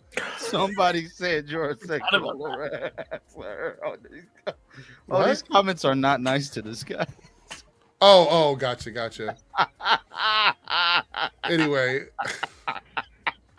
Somebody said get a fucking job. Oh, wow. Him where it hurts. Oh my God. Oh well. It's always some type of bait from you on here now. Well, I mean, look, let's be fair here. He tried to like get his OnlyFans popping by saying, I'm going to talk about everything that Marvel did to me on my OnlyFans, trying to trick people to come over there and look at his feet and his shoulders. It was like that shampoo, Head and Shoulders, except his feet were included, head, shoulders, and feet. So he wanted sexually harasses people. It's complaining. Well, and it didn't work. It didn't work. So he had to upload the video to YouTube because nobody was subscribing to his OnlyFans. Look, if I'm not doing it today. I've got an OnlyFans, but I don't post anything on there. But if I started making, I did it because of what happened with Flash Freak. You don't remember that? No. You don't? Do you guys remember? Yeah, I remember. Flash Freak went on OnlyFans and created accounts for me and Paige using our real names. Oh yeah, that. And so I was like, that's not going to happen to me again. So I created a real OnlyFans of me so that people will know that the other ones are all fake. So I created one of my own. Is this why he stopped live streaming? I have no idea. I've been with him forever. No. But that's insane. But my point is, if I were starting an OF and I were doing it to like put out adult content, I would not be cross-marketing it with my YouTube stuff. Not with this stuff. Can I imagine being like, hey guys, by the way, I got an OF, go over and subscribe. Once in a while I'll talk about Superman, but then other times, you never know what you're going to get on my OF. Like, you know what I mean? Like, who would do that? Who would do that? No one. That's why he couldn't do it. You're cross-promoting to the wrong audience. Mm-hmm. There's a market for that, but I don't think it's the people that care about X-Men 97. Yeah. Unless we're talking about, what is it, Rule 42? Everything on the internet is adult content, basically. Sure. Anyway. All right. So, South Texas truck. So we're gonna look at super chats now. Let's go through these super chats quickly here. All right. Naruto, you were the $5 super chat. Are you reading those comments still, Lance? Somebody said I knew it. Oh no, Bo DeMayo is upset that Namor is trying to storm out harassing women. Right. I wonder why that is. Wouldn't be because you yourself harass multiple employees throughout The Witcher and X-Men 97. Wow. Okay, that's too real. That's too real. Naruto, you were the $5 super chat. The season of Black Mirror is great so far. They did a Mandela Effect episode. That might be interesting, honestly. I need to watch that show. So. I haven't. Can you give me an example of a Mandela effect? Okay, so probably the most common one is the Berenstain Bears. Have you ever heard of them? The Berenstain Bears? Or no? No. Okay, Fruit of the Loom. Do you know what Fruit of the Loom is? Mm-hmm. Okay, so Fruit of the Loom makes underwear and t-shirts. Mm-hmm. And on their tags, they have a bunch of fruit laid out. And a lot of people remember a cornucopia in that stack of fruit. Yeah. So, do you remember a cornucopia in it? Okay. There's never been a cornucopia. Mm-hmm. So that's a Mandela effect. It's basically Yeah. saying that you remember something that didn't actually happen. Yeah. So, I don't know if you have like an Aldi's there, but like we have a store Yes. here that's called Aldi's, but it's technically Aldi. There's no S in there. Oh, but wow. people swear that there is. It's like All no, these is everywhere, Darren. I didn't know if it was local or not. I didn't know. It's in Florida. Aldi is everywhere. I was just at Aldi today. Naruto with another $5 super chat. Thank you so much. I went to see a movie called Drop. I saw the preview for this. Mm-hmm. Today it was good and pleasantly surprised when I saw Violet Bean's name pop up in the opening credits. Yeah, I actually just saw the preview for that today. Mm-hmm. What is the movie about? Do you guys know? I've just heard the name. I don't It's even know like what it is. basically, well, your boy that you don't want to be Batman is in it. Oh my God. It's about this mom. Alan? She goes, No. Brandon. No. Brandon Skinner, skin me up outside, naked. It's about this Tomato, mom. is that you? This mom goes on a date, and she keeps getting like an anonymous phone call. Oh, I've seen the trailer for that. Okay. I'm going to see The Amateur tomorrow though, and then Sinners next week. I'm so excited for Sinners. That looks Oh yeah. I'm ready to see that right now. I'm ready to see that. 100% on Rotten Tomatoes apparently. Yeah. Wow. Bro. Silhouette Animator with the $2 super chat. Bo is showing more and more of his narcissism, and then he corrected it here with narcissism. He said, "When this suit is over and I'm vindicated, I hope he's replying to somebody. I hope you live up to your bio of being a believer in human rights, except innocent until proven guilty, and equality after attacking a man brave enough to speak up about racism and homophobia because clearly your hypocritical thoughts are not your own." So Bo's defense to that is, you don't know what the truth is, and when you find out, then you're going to be upset about it. That's what he's saying. Because I'm not saying that he necessarily did anything. He's been accused of doing it. But I will say, if you are enacting in the behavior that you've been accused of doing, it's not a good look. Yeah. Like even if he didn't do all that stuff, I don't want to support him now. I'm not going to be watching, his show. Like if he was still on. It's like, bro, you went on all of the fucking hate channels. Yeah. You went on all the hate channels to trash the MCU. So what? I'm supposed to be like, oh, I'm going to wait until you get vindicated because Marvel found out one of the 5 things they accused you of you didn't do. And so that makes it all okay. You've already cozied up with people that are talking shit about other actors. Keep in mind that you were on streams with people that have been attacking Rachel Zegler and Brie Larson. Yeah. There's no coming back from that, man. That's it. Like, I can't until you actually own up to that and apologize to it. Then I don't care if you're guilty or not guilty of this other stuff. Mm-hmm. South Texas Sharp with $2 super chat. Do you have any trips coming up? I don't have any trips, but I am going to be on a panel at my local Comic-Con. In the future, I have a trip that I'm going to be going down 2 flights of stairs and taking out my trash. Oh, okay. I have to do that tonight too. Thank you for reminding me of that. It is Thursday. So I'm going to try and live stream this event. I don't know what their rules are about it. I know some places don't let you live stream panels because they sell tickets and they don't want people to give it away for free. So I don't know if I can do that, but I will get some video footage of me on the panel. It's a small little panel. It's like me and 3 other content creators that are local that talk about fandom stuff. I don't know who they are. I just know there's 3 other people with me. So that's going to be a lot of fun. We're going to be talking about like all the hate stuff on the internet. So that's going to be very, I don't know what the word I'm looking for. Uplifting, I guess, for everybody. Woke. Do you know the definitely woke? Do you know the guy that's trending on like Facebook where he's like, "Do you know?" And he's like, "Well, now you do." At the end, I didn't know this guy was actually like in the same city as me. Like, because he's well, now you know. Well, now I know. Now you know. It's kind of funny because I've been like watching him constantly, and then he literally drives on the street where in a video he literally drives on the street that I'm like next to. I'm like, oh, wow, that's real close. Like that's crazy. Yeah. So I'm like, what the? Silhouette Animator with a $5 super chat. Those who refuse to admit fault and refuse to change will regress into conservative extremism, it seems. I guess we're talking about the whole Bo DeMeo stuff or whatever.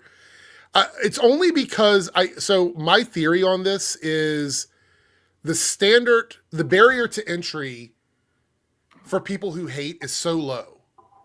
For example, and I would never do this, but say for example, tomorrow I switched up my channel and I started making like those kinds of videos where I just get mad about stuff. 3-4 videos a day, churning those videos out or whatever. Even though I've been critical of those guys and I've talked shit about their channels and I've called them out on their stuff, the minute I start making that kind of content, they would want me on their show. And the reason why is because it would be validating for them. It would be beneficial for them to have me on their show as somebody who switched sides. And that's what they're doing with Bo DeMeo. And, you know, like, those are the same people that were shitting on the show when it was first coming out. Like what kind of moral system can you have?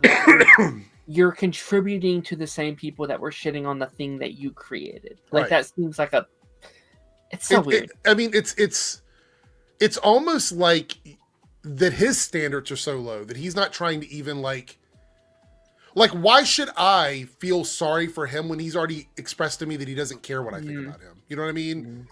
That's essentially where we're at.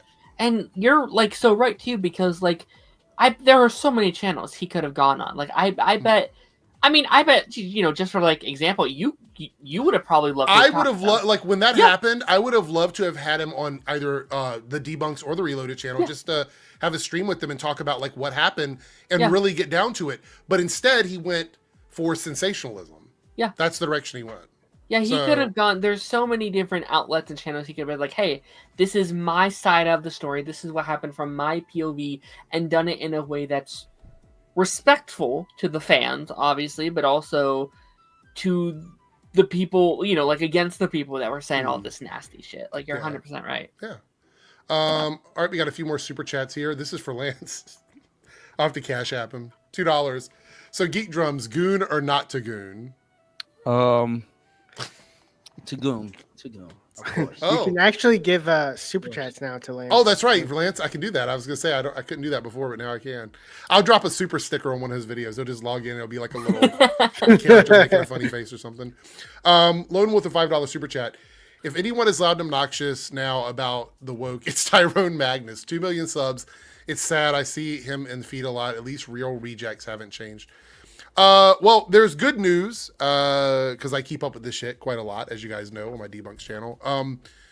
The anti-woke pipeline is slowly slowing down. The growth of the channels it's like stagnating now. They're not seeing that exponential growth that they were getting a couple years ago. And a lot of that has to do with cultural changes.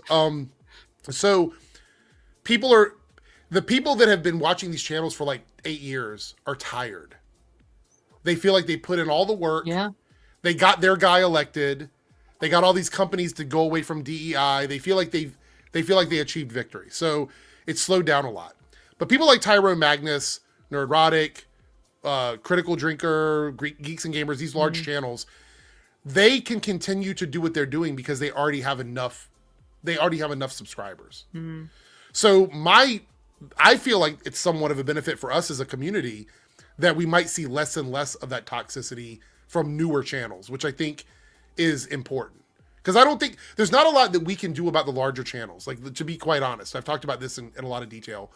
It's not like we can go on some sort of like campaign to get channels accountability for these channels.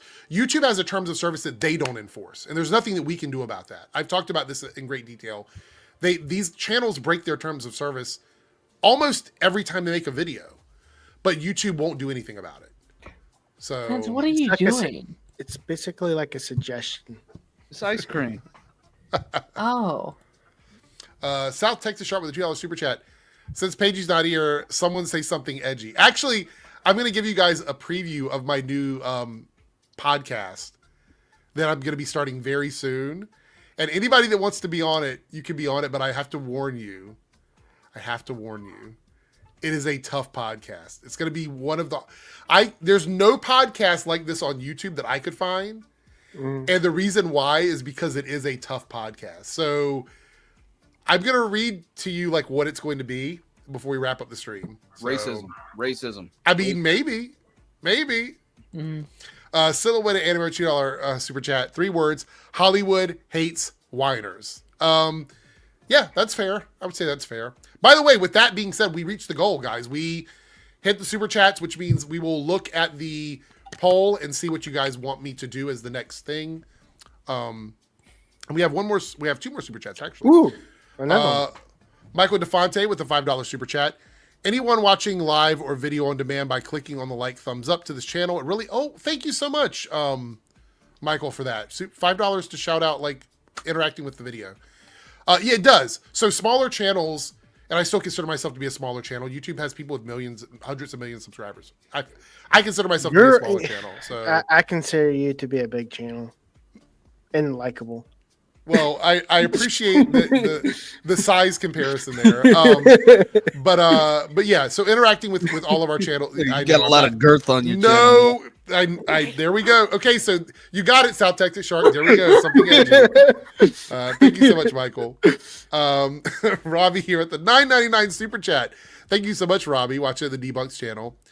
You don't need to read this live. Love the channel. Keep up the great work. Just wanted to support. I appreciate it.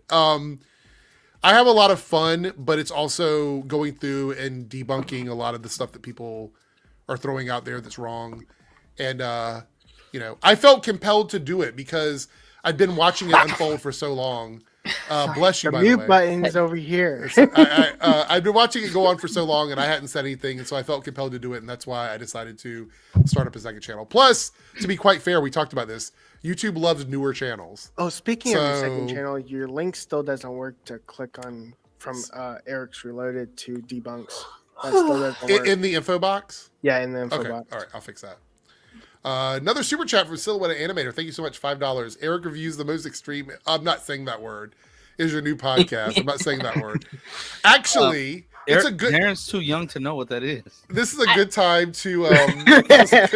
Like stop the We're at the end of the super chats. So this is a good time to talk about what the new podcast is going to be, and then we're going to do one of the things that you guys voted for. I have picked out my top 5 favorite Marvel, MCU/DCEU/DC villains, and I'm going to talk about those before we wrap up. So that when you said DC, does that mean like anything, like within the DC? Yeah. Okay. Yeah. That opens a whole can of worms. So the new podcast, you guys are hearing this for the first time, and I'm not sure which channel it's going to be on yet. I'm thinking it's going to be on the Debunks channel, but I don't know. But I'll be sharing clips from it. It is called 20 Awful Questions. Now, what it is it'll be me and one guest, and I will have I have 100 different questions that I've come up with that are awful questions, and I will randomly, I'll put it into like a little AI thing or whatever to mix it up for me. And 20 of those will get asked during the stream, and they're all awful questions. So let me define awful. Okay, I'm going to give you examples. Here we go. Let me pull up my examples here. So the reason why these are awful is because they're tough questions to answer. Okay. Let me see. I got it here on my phone. You enjoying that there, Lance? I'm just slurping it on up. All right. So here goes some of the questions. They're not like necessarily dirty questions. They're just hard to answer questions. Okay. So anybody that comes on the stream and you agree to do it, you can't say pass. Like there's only 20. So you have to give an answer. Now I'm not saying it has to be a real answer. If you have a good story and you want to flavor it up, you can. But is that an iPhone, Eric? No. Why are you shaking your head? Tisk, tisk, tisk. I have a MacBook Pro and an iPad in the other room. I just don't have an iPhone. Okay, then I'll give you a pass. Okay, so I'm going to read, these are the first 20 that it randomly selected. I'm going to read all 20 of these, and you guys tell me how difficult they would be for you to answer. Okay. What is the white stuff Lance is licking? Number 1, if we were on the podcast, this would be the first question. What's the most embarrassing thing you've ever done to impress someone and they didn't even notice? Well, you don't have to answer. I'm just giving. I'm gonna answer it. I'm gonna answer it. You put it out. We don't have there. time for all 20, Lance. No. Go ahead. The most embarrassing thing that I've done to impress somebody and they didn't notice. Well, it was my wife actually. Oh my God. Oh no! I thought I'd spiced up and she didn't even notice. No. God.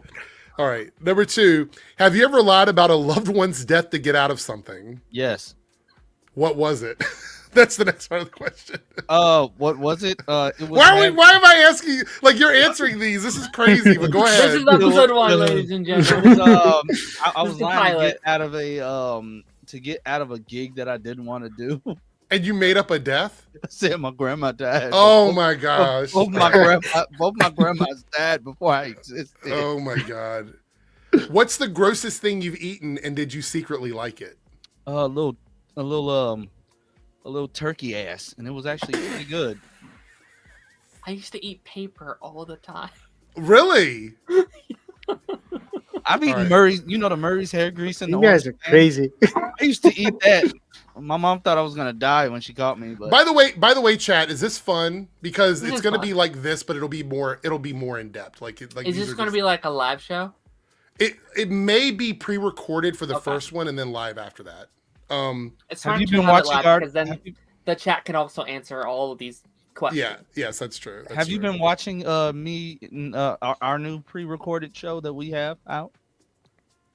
Pre-recorded show. What is it? Just your regular videos? We have a new pre-recorded show. It's called Ranger Nation. Yeah. Oh, I haven't seen that one though. Yeah. Look at your self-promotion, man. You should check it out. I'd love to have you on sometime. Okay. Well, what's number 5 is what's the most shameful thing you've Googled late at night? You don't want to know that. Well, okay. They get progressively worse as the list goes on. I'll take the knife to that one. I didn't need that. See, that's everyone's answer, but you were supposed to lie 3W. That's what I said. You could use flavor. You could use a little flavor. You should have said cats or something. I didn't. Have you ever ghosted someone who thought that you were in love with them? Yes. What's the worst thing you've said about a friend behind their back that you'd never admit to their face? They musty as hell. Oh my God. This one's funny. If you could frame someone for a crime you committed, who would it be? My brother. Donald Trump. Oh! There's the edgy stuff. No. All right. There's the pagey edgy. Number 9 is what's the most disgusting habit you have that you hate to admit to yourself? Oh.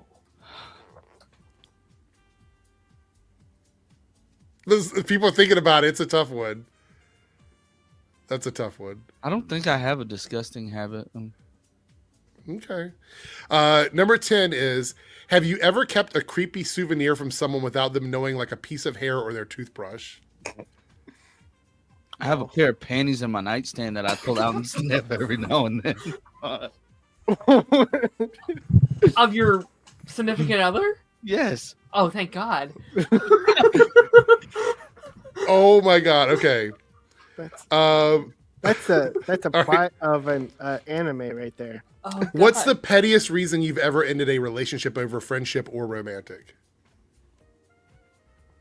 Well, I've never been in a relationship, so I don't know. Her What's breath the- smelled like Doritos, and I was actually honestly just tired of her. Oh. All right. If you had to eat one human body part to survive, which one would you pick and why? Ass.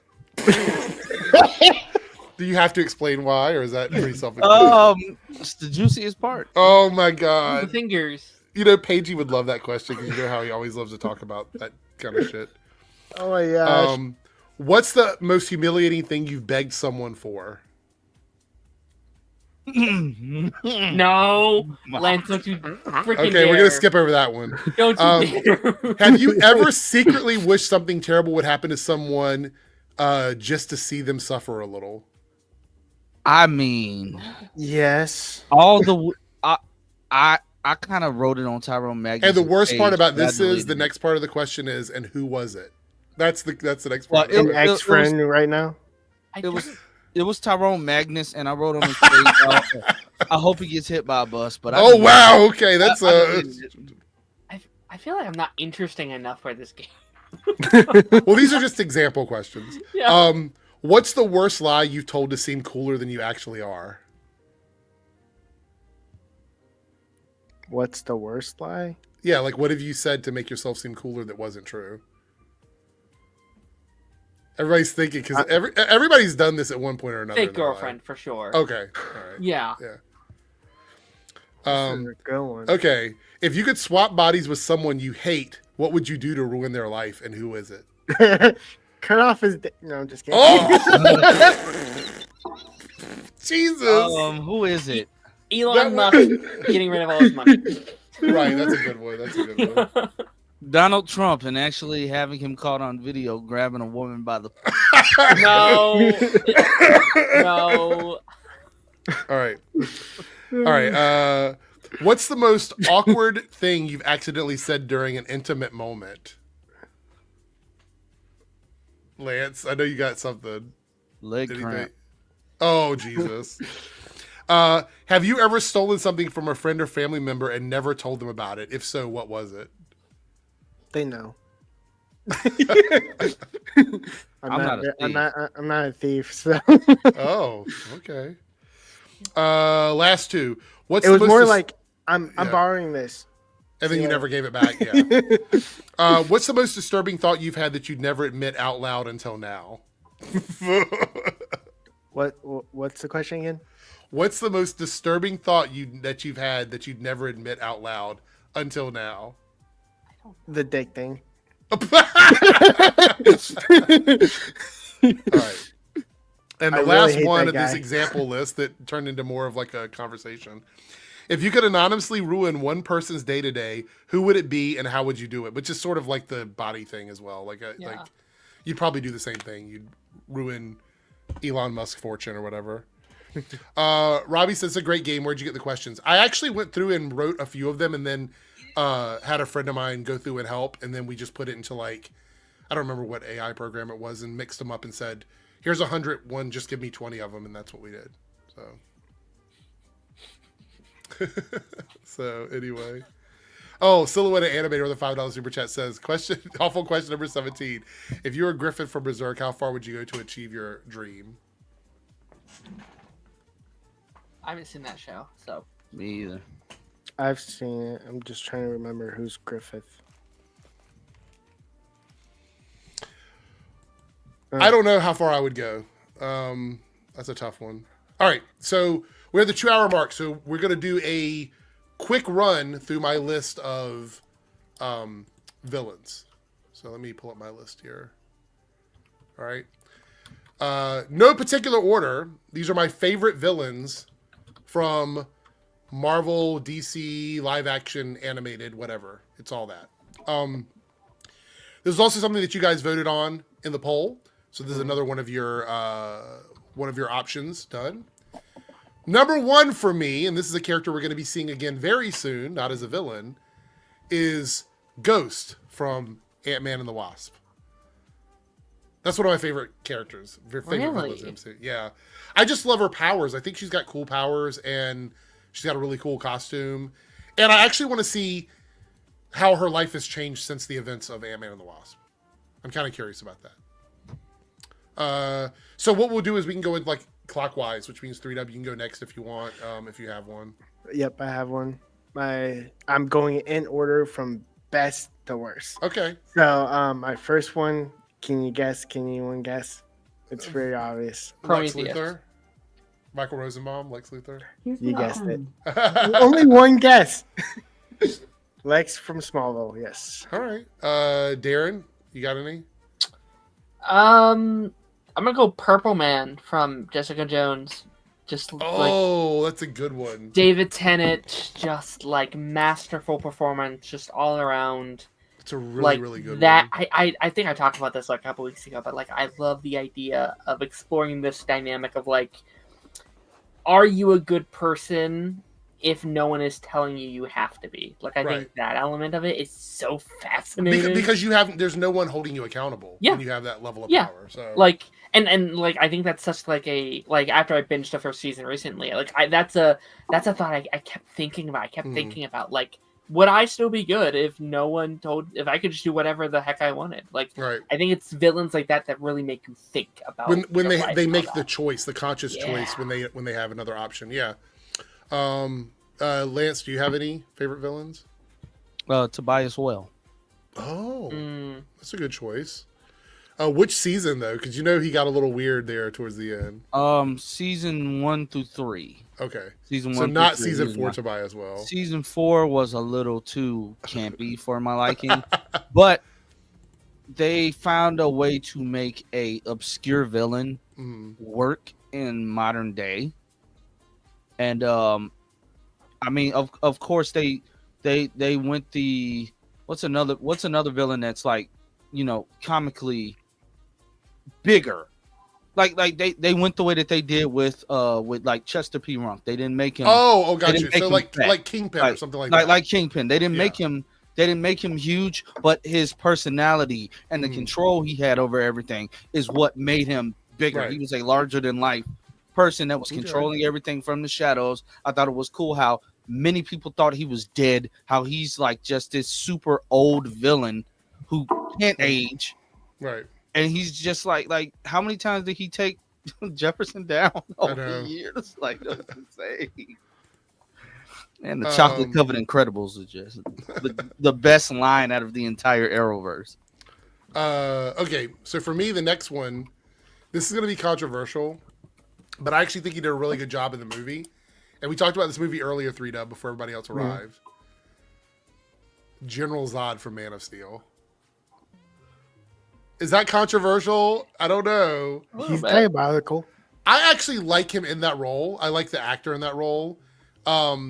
Again, it's just the circumstances of the DCEU. I'd like to see more.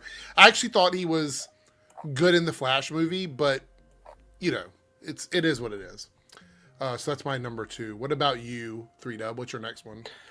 Mine's tricky. It's a toss between 2 Marvel projects, which is Loki or Norman Osborn. They're both like unhinged. Loki and Norman Osborn? Yeah. Can't decide which one was. I obviously know Loki isn't a villain now, but at the same time, his villain. He was still a villain. Yeah. Yeah. Okay, that's fair. What about you, Darren? What's your next one? I'm going. If you have another one, sorry. Yeah, I've done a couple. I'm gonna go with. I think this might be the most underrated villain in the MCU, and that's Michael Keaton's Vulture from Homecoming. He was so good in that movie. I loved changing up his origin a little bit, making him just this father who's trying to provide for his family.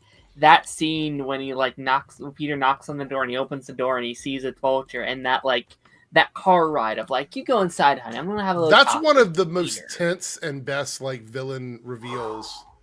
That's the most that Peter has felt like Spider-Man to me. Yeah, him having to make a choice of being a normal kid or having the responsibility to do what's right.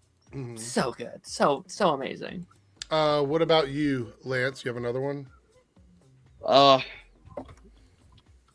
Throughout my vast travels in the various multiverses, I'd have to say that mine would have to be a take on Lex Luthor.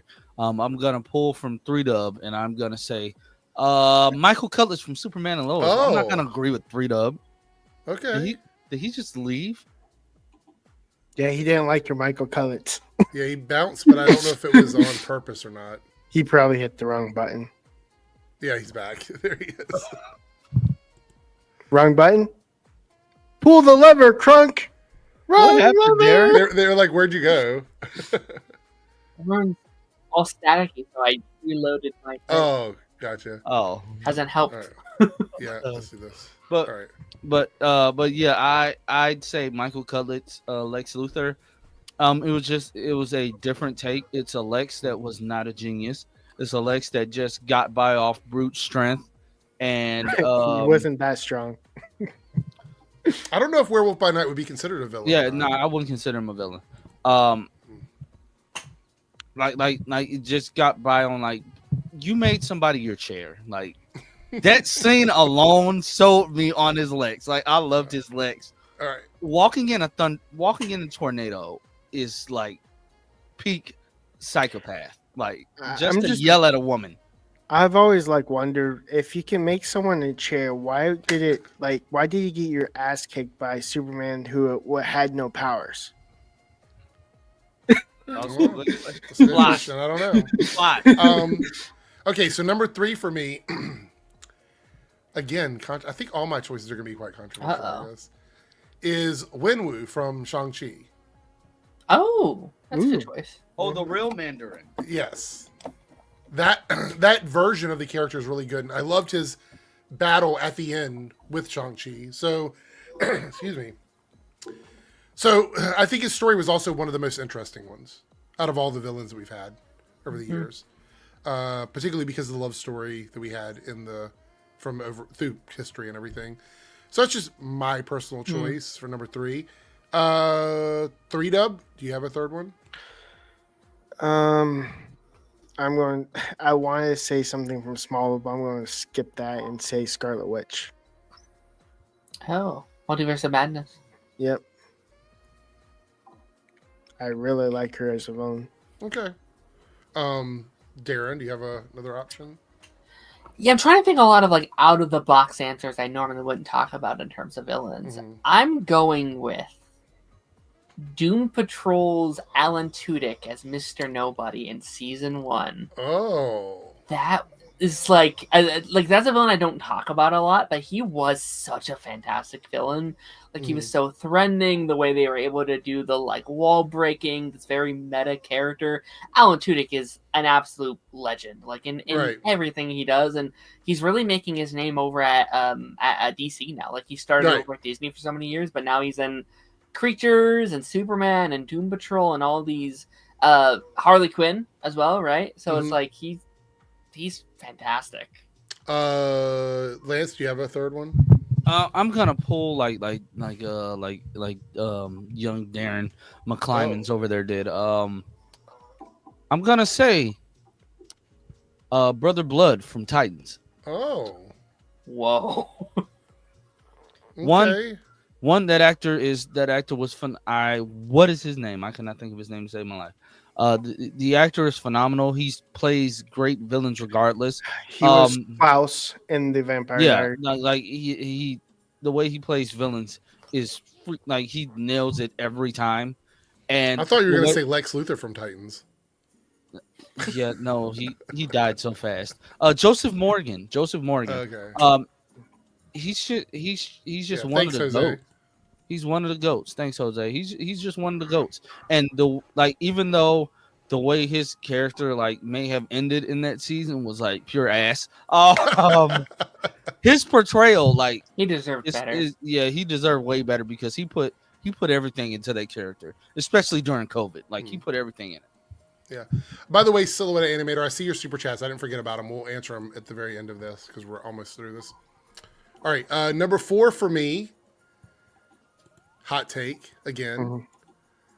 the High Evolutionary from Guardians of the Galaxy Volume 3. That's a good choice. And I like him because he is so charmingly evil and sadistic, and watching how his world intertwined with Rocket's really is what made that movie work. Because there's a lot of issues with that movie, but I don't think he was one of them. There is no God, so I had to step in. And the face and all that stuff, the weird prosthetics. Yeah, I really enjoyed his version. 3Dub, what about you? I'm going to the Arrowverse now, and my fourth one is Prometheus. Okay. Any reason why he's on there? Or just want to elaborate? Well, to be honest, I didn't like that he was Adrian Chase. Right. I hated that. But at the same time, he pulled off a scene that will forever make me go the watch. Boat scene? No, the jail scene. No, why do you do it? And he goes, I wanted to, dude, and I liked it. Yeah. He gave me scene. Like that. That just like wow. Maddie said Prometheus, dead silence. He was always given, like, there's so many scenes in that season you could pull from him, like the whole, like, I'm 5 steps ahead and you don't even know what game I'm playing yet. He's so good. So good. It's so weird to see Josh Segarra on, like, Abbott Elementary. Yes, it is weird. It is. She-Hulk, yeah.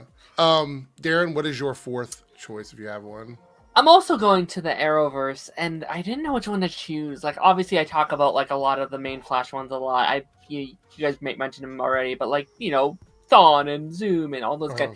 I'm gonna give a shout out to because I don't talk him a lot because he was never like a main villain. Wentworth Miller, Captain Cold, one of the greatest castings of all time. Yeah, like, I'd actually love to see him come back as Captain Cold. I think it would be a great Captain Cold. I'm always up for like new takes on these characters and what people can add. I don't think anyone will ever even come close to what he added as a character. He was perfect, and I almost hate he went to Legends because he was so good on the Flash, and it sucks that he never. Well, we lost him as a rogue because of that. Yeah. So yeah, he was so good. Lance, your fourth one. Woo. After thinking long and hard and hard and long, I'd have to say that I'm gonna dip my toe into the Arrowverse, and I'm going to select. This is a tough one. There's so many good Arrowverse ones. I know, right? You need to do like a whole. My last one is an Arrowverse one. Yeah. There's. I'm just gonna have to say, I have to pick. I gotta give a shout out to Matt Letcher's Reverse Flash. I knew. Yeah, it had to be done. Yeah. It's no way. If you didn't, I was. There's no way that you can do from the very first time we saw him like on screen, which was like when we get the flashback to when he gets stuck, and you're like that whole moment. Like I remember watching it, and I was just sitting there like, who the fuck is that? Like who is this? This isn't Thawne.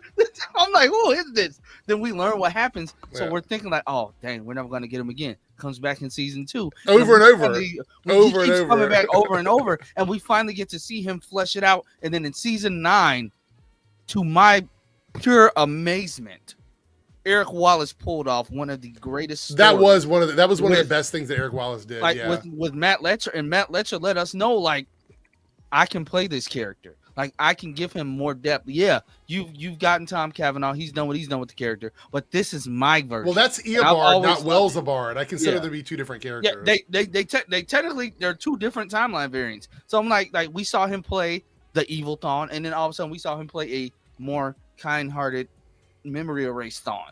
Yeah. Either way it goes, he was amazing in that role, and I'm like. Man, he did not get to do it more. So I don't think you guys are ready for my final one. This is going to be Arrowverse related, and I think everyone here is going to agree with me on this one because Naked Barry Allen. No. Oh. Cicada. I'm just kidding. Well, I'm just kidding. Go. My final choice is a character that rivals rivals Prometheus, rivals Is it rival? Wellsabard, Edward Clare? rivals Deathstroke, Teddy Sears as Zoom. Oh, yeah, that's a good one. That's a good one. Season 2 or season 9? No, season 2. Forget season 9. Forget season 9. That's a good one. I gotta give you that. That's a good Like one. Zoom for me. Zoom Lock like, up the darkness. right, that part. For me, you have to give a shout out to Zoom. I mean, I feel like he has to be mentioned. Yeah. So You know what? I'm gonna rewatch the show now. Thanks. I just did it Oh a month my- ago. oh my God, I'm gonna do it Brian. again. I'm gonna do it again. I have to. All right, 3Dub, this is your last one. We're gonna go around this. Everybody's last one, and then we're gonna answer some super chats and wrap this up. So, what is your someone last one? actually brought up one in the chat where I was like contemplating of switching Scarlet Witch with Alice. Alice I is did good. I did like Alice. But my fifth and final one is Lobo from Krypton. Oh, Ooh. he's actually good. I Krypton. need to That's watch a good- Krypton still. I haven't seen it. It's a good show. I'm sad it got canceled. I thought it was getting really good. It was supposed to get like 7. It was a 7-season arc. That's crazy. Jesus. All right, Darren, fifth one. I mean, I'm going to give an honorable mention because I mentioned him all my favorite stuff, so I won't mention him here. But Deathstroke, Manu Bennett, greatest, one of my favorite villains of all time. But I mention him every time I talk about like favorite Arrowverse villains. So I'm going to go with one, and I wouldn't say this is necessarily one of my favorite Arrowverse villains or DC TV villains, but what they did with him in the final season, how they made his whole thing come full circle. I loved Bruno Mannheim on Superman. Oh, I loved him. I thought And you were the- gonna say the Force is on the Flash. Oh yeah, totally. Like I loved his whole thing. It was like he's not really a villain, not really. Like he's just a man who's trying to do what's best for his city, and he doesn't feel like justice is being done. And I loved like that's the arc of the whole show. Like that's the lesson Superman learns of like you're right, man.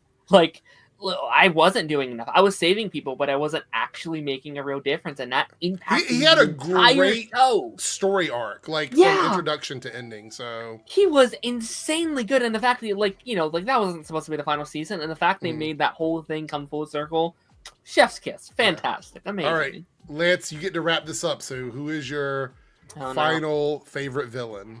Okay, so honorary mention is Eclipso.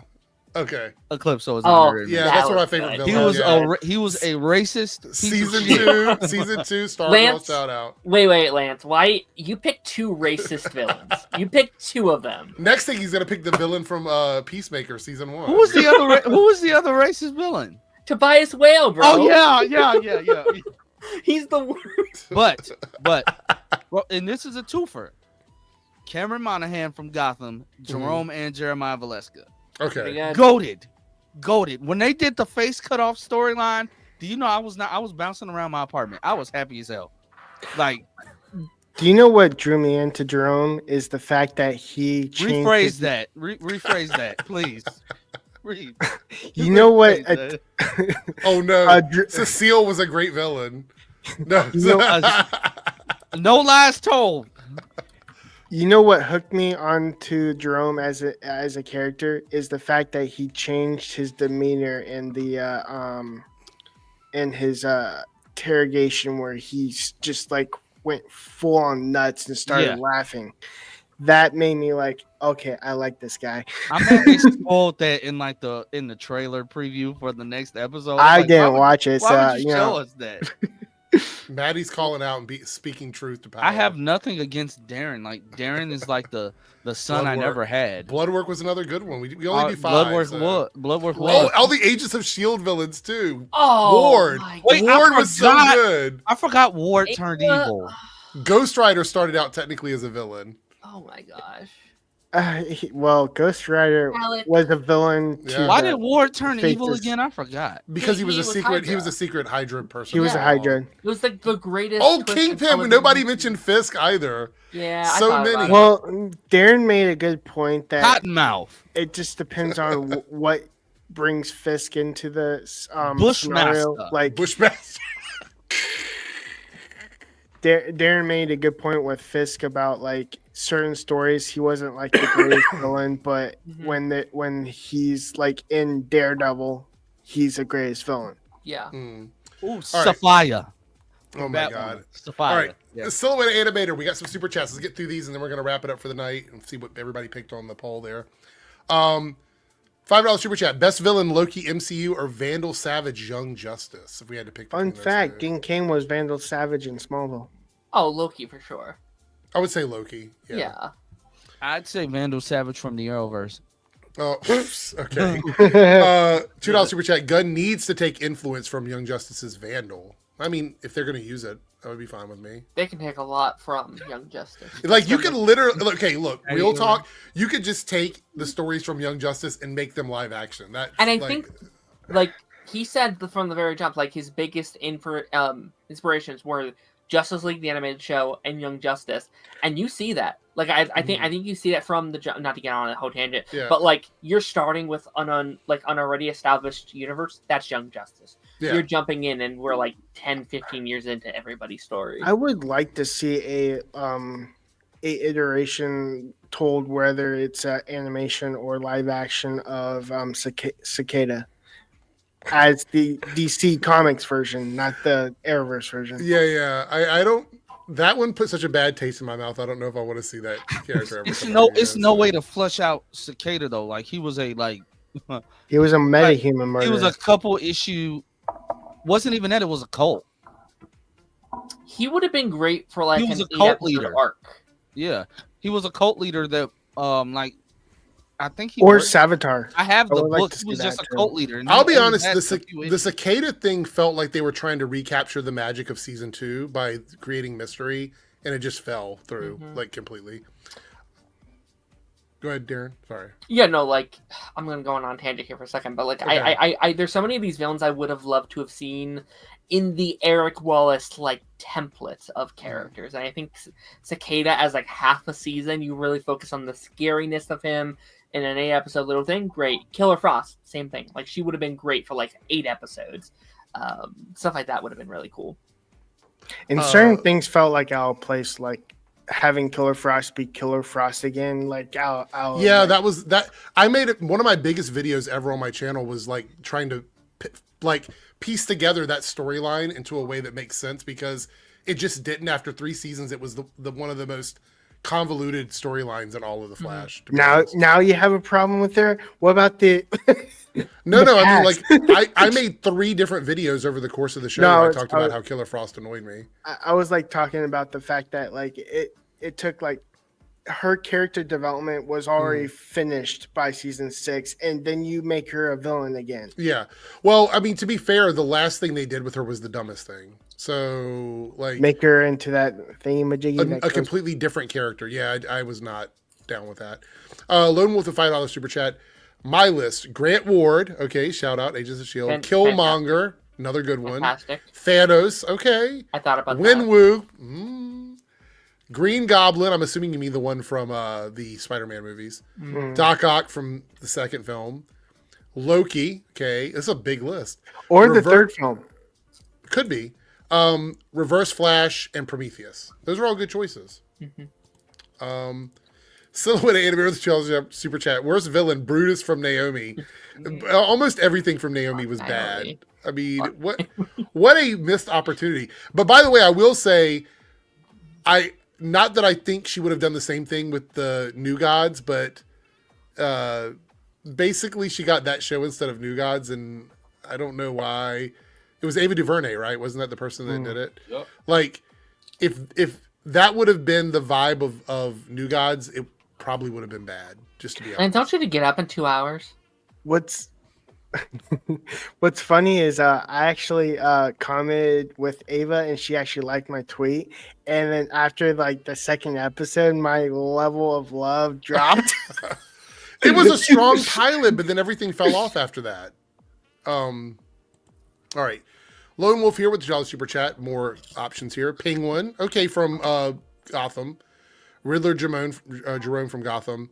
Zoom, obviously. Ada from Agents of S.H.I.E.L.D. Ada's so good. Yeah. The whole life bottle decoy thing was just like, oh my gosh. So good. So well done. A better Secret Invasion than Secret Invasion. Silhouette Animator with the Jolly Super Chat. Batwoman's Black Mask wasn't top 10, but he was It was great. pretty good. Yeah, I would agree with that. 100%. All right. So we are going to now close the poll out and see what you guys selected.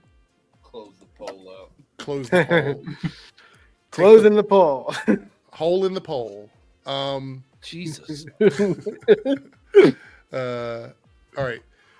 So the winning by 61%, you guys won a Daredevil finale after party stream. So what that means is on Tuesday, this is what this means since you guys picked this. After the episode airs. Oh, fun. I'm going to go live like 2 hours after the episode. So basically around the time I would normally do this stream is when I will go live. And we'll talk about the end of Daredevil, which I haven't talked about this week's episode, but holy shit, it was so good. Yeah. So good. We'll talk more about it after the finale because we can talk about the whole season. But it's very telling to me that the last 2 episodes were done by the same person that did the first episode of the season. And it all feels like it's coming together now. So this has me very excited for season 2. Oh my! To be honest.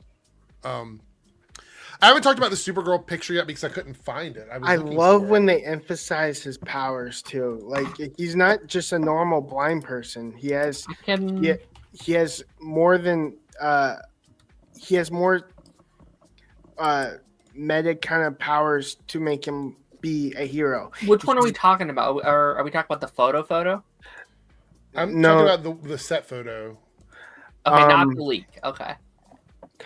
The way they emphasize his hearing is like, I still love it.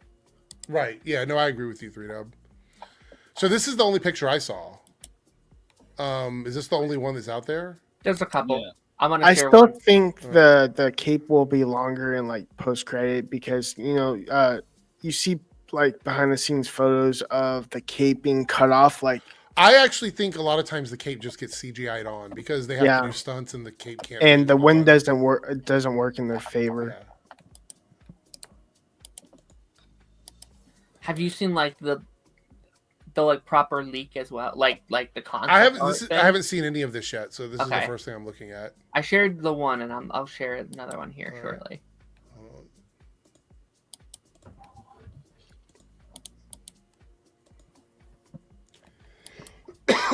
You sharing it into the you're sharing screen right there. Gotcha. Does that mean Supergirl's on Earth? Not necessarily. See, it's longer. That could be a planet. Well, it has a tank. That's why I was like, yeah, it can be a planet with a tank. I don't think. I mean, any planet could create that. I mean, sure, but that's a U.S. thing. I mean, how do we know? Earth thing. Is this the concept art here that you're sharing? Yeah. I think it's concept art. It's some kind of leak. Something. And the cape was longer, as I surmised. Is this real? It looks real. People have been talking about it all day. I mean, I'm not mad at it. If this is real, this looks really good. Mm-hmm. I have no criticism whatsoever. It looks like just an updated version of the one we had from the TV show. Yeah. I know. So like that first couple of seasons costumes we had for Supergirl with Melissa was very comic book accurate. This looks like just a more cinematic version of that look, if that makes sense. I like it though. I like the bigger belt. If this is real, I like it. Yeah, the belt is great. Looks very Wonder Woman-esque. That's true. It does a little bit. Very like Injustice Wonder Woman. I guess it also had to look like the suit that Superman's wearing because obviously it's part of the same. I know that Lance hates the collar, so She doesn't have a collar. Yeah, but it's you get the joke, right? Because it's the neck. Yeah. I like it. The neck. I think it's good. We have one last super chat. It looks like from Lone Wolf, $2 super chat. I forgot one. The Evil Fits. Yeah, Evil Fits was so good.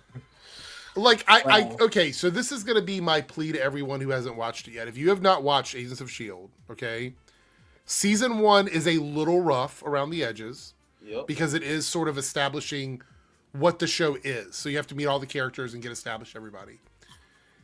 Seasons 2, 3, 4, and 5, I think, are some of the best superhero TV that I've ever seen, and it's crazy because it's Agents of S.H.I.E.L.D. You wouldn't. What about 6 and 7?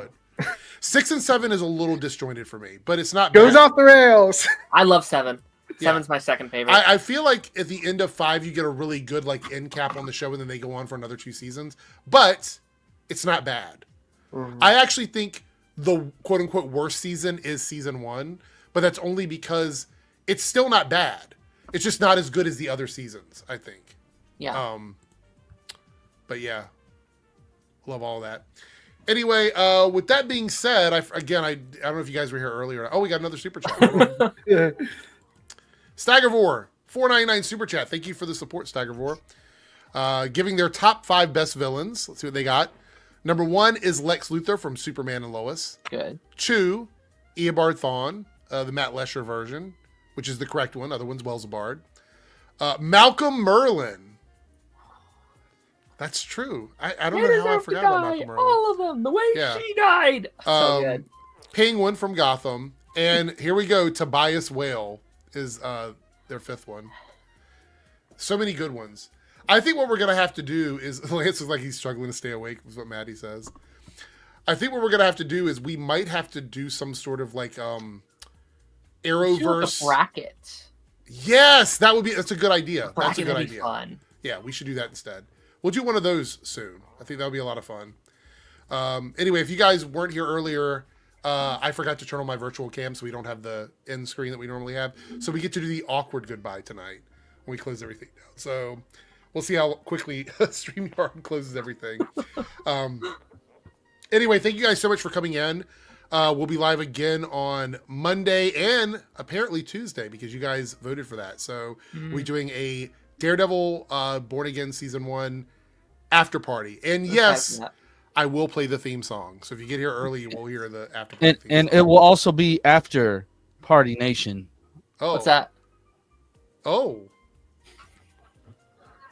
Anyway, thanks 3Dub for being here the whole time. I appreciate you coming in. Shout out to Paigey for stopping in just to tell us that he was eating at the beach. Darren and Lance both for showing up, even though they weren't going to make it, but I'm glad they were able to make it. Anyway, thanks everybody for supporting. We hit the goal. You guys are amazing. Thanks for all the super chats and stuff like that. All of the memberships, everything. You guys are great. And we will see you on Monday. Take care.